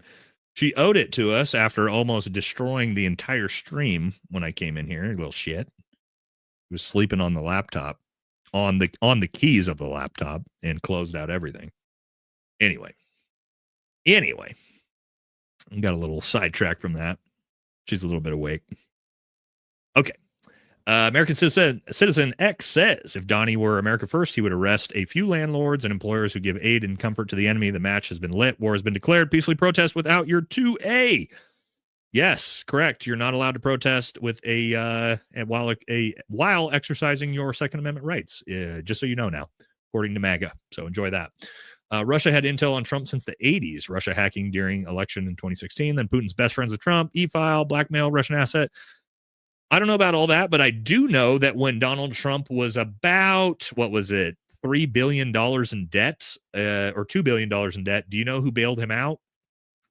Russian oligarchs. So whether that means he's compromised or not, I don't know, but that's how he got out of jail financially. So there's that. We will never vote ourselves out of tyranny. I agree with you. I agree with you on that one. Sup, guys? Good combo. How about these young Prego centers? Candace had an episode about propping the farm system to get you a fresh stock of babies. Evil. I don't know about that, but I also would not be shocked. I would not be shocked. Hunter says, generally, what the fuck do we do as a country? This isn't simple. Oh, just get back to work tomorrow and don't vote. This is like a, hey, let's rise up and do things I can't type here. Yeah, and we can't talk about them on YouTube because you can't advocate for anything like that. But what do we do here? I don't know. The biggest thing we can do here is continue to talk about it, continue to inform the rest of America about it, continue to be appalled by it. And I think we're slowly, hopefully turning a corner for accountability. Maybe. But it might be a long road ahead. We're doing what we can in my small little corner of the world and my small channel that I have here. We're doing the best we can to raise awareness, and we'll see how long I can do that. But I'm not going to stop. Not going to stop until they force me to stop, as you guys can see by now. We'll just see how long that happens for. Hey, what would you say to someone who refuses to admit Trump did anything wrong while blaming the other side for everything? What would I say to them? I mean, I have family members that do that. I usually don't even, I don't bother trying. And I know this kind of sounds, you might be like, whoa, shit, that's kind of black-pilled. But like, look, man, if someone in 2026, with everything that we know, is still just stuffing their head in the sand like an ostrich and just, Trump did nothing wrong and he's the savior of the country and he's my daddy, there's no point. Nothing you are going to say by now. If they haven't figured it out by now, nothing you are going to say is going to change their mind. So if it's somebody that you really care about, a parent, a sibling, I would suggest you just don't talk about politics at all.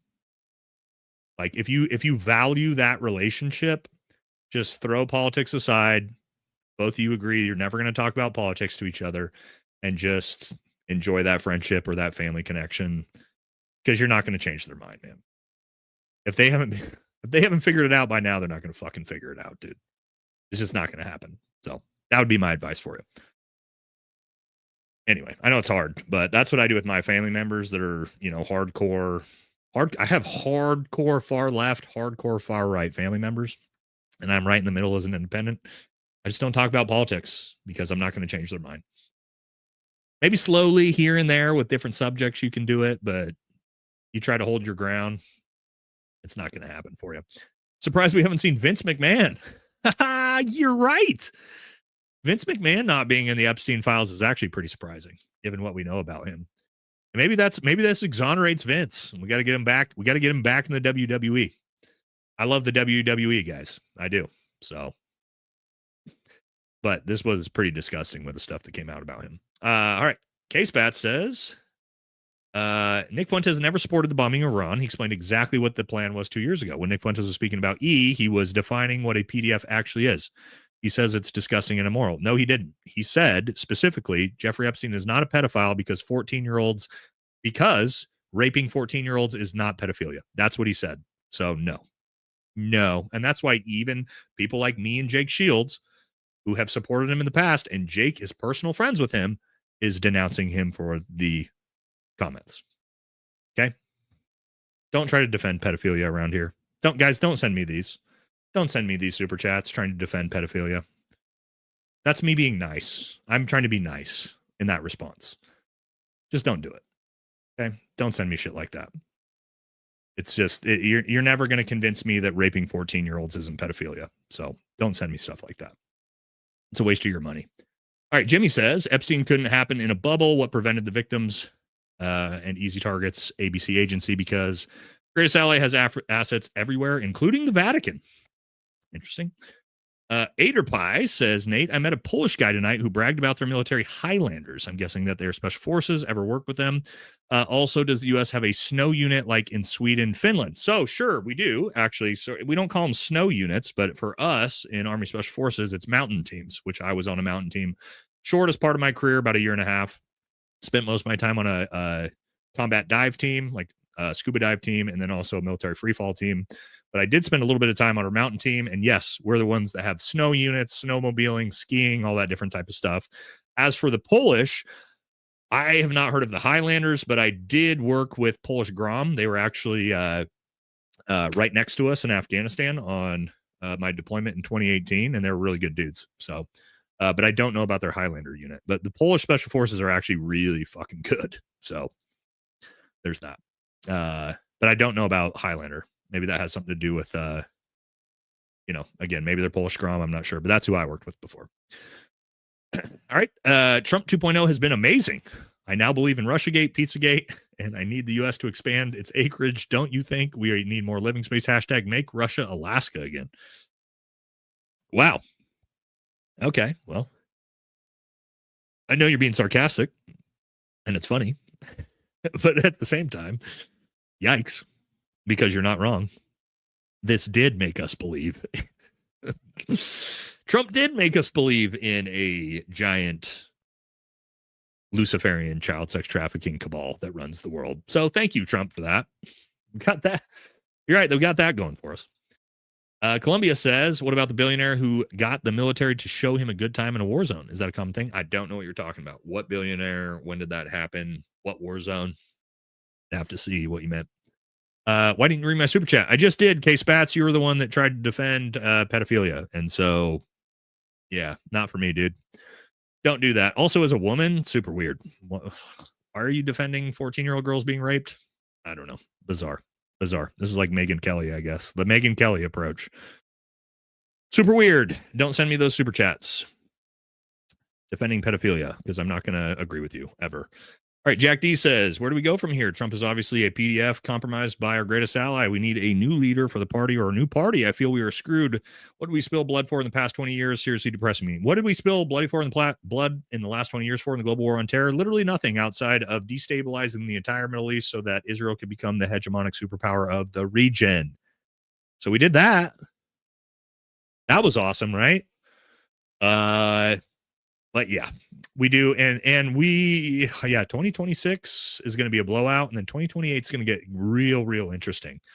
Because what you're going to find, I believe, is that there's going to be a massive referendum on Trump. Anybody connected to Trump will automatically be thrown out as a potential candidate. JD Vance has no chance. Rubio has no chance. And it will be it will be interesting to see who kind of rises up to become a potential candidate. Because if we run, or if Republicans try to run JD Vance against Gavin Newsom in 2028, it's going to be a complete mogging blowout, as Gen Z would say. It's going to be disastrous for Republicans. Gavin Newsom is going to absolutely wipe the fucking floor with JD Vance or Marco Rubio. So I don't know. Hopefully we can get some better candidates on both sides, maybe, right? Some America First candidates on both sides. That would be cool. 2 America First candidates, left and right, running against each other. 2 populist candidates running against each other.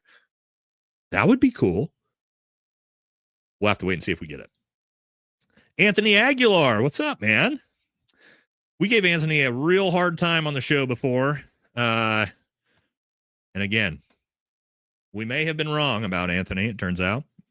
But we'll have to talk more about that in a little bit. Keep posturing the truth. Epstein control the U.S., the autocratic seizure of power. Keep up the great work. Appreciate you, brother. We should probably have Anthony on the show here pretty soon. Kind of beat him up quite a bit over some things with Gaza that I think he was probably right about and I was wrong about. So there's that. I don't have a problem admitting when I'm wrong. You guys know that on the channel. So what do you think? Should we try to get Anthony to come on the show, guys? We'll let chat decide. We'll let chat decide that one. But I do think, from what I've seen from Anthony following that, we're pretty aligned ideology-wise. So I'll reach out to you here pretty soon, Tony. Thank you very much, buddy. We should probably get you on the show. As long as you're not too mad at me for do a poll. All right, we can do a poll. We could do a poll. Let's start a poll. Have Aguilar on the show. Chat, what do we think?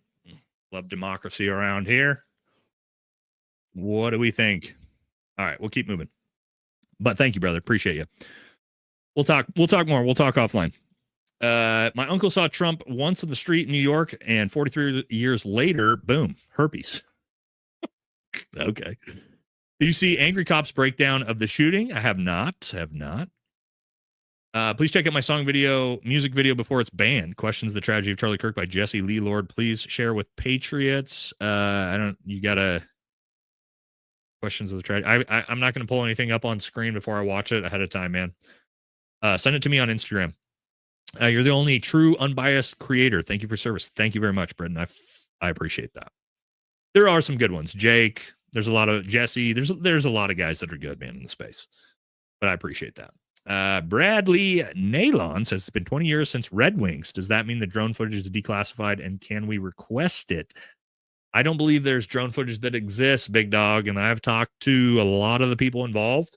There is definitely footage from the Taliban, but there's no drone footage that exists as far as I know and what I've been told. But I could be wrong, right? Why don't you ask AI how long would it take to manifest a huge JE download? Just invent it? I don't know. What are you saying, that they AI'd the Epstein files? Yeah, I don't think so. Doubt it. We have to stand together as we are one side, or as one side. We are Americans. Bring both sides together. I agree with you on that, Nicole. That's the entire purpose of this channel. Just try to bring left, right, center, black, white, Christian, Muslim, all of us together. Just be America first, and we're doing the best we can. Bobby says, "How about we voting the same idiots back in office? That might fix some stuff." Hell yeah. All right, what's the poll say? Have Anthony Aguilar on the show? 90% said yes. 10% said no. All right, well, that'll do it. All right.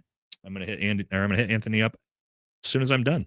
So there you go. Chat. And expect to have him on pretty soon then. If he wants to come on the show, that is. We haven't really obviously haven't talked to him about it yet. All right. Strange Biden's son isn't there either. Isn't that funny? The Bidens aren't really in the files, and Hunter's not in the files. Y'all back off Jesse. He's as based as they come. There you go. That's what I'm talking about. They're defending my boy.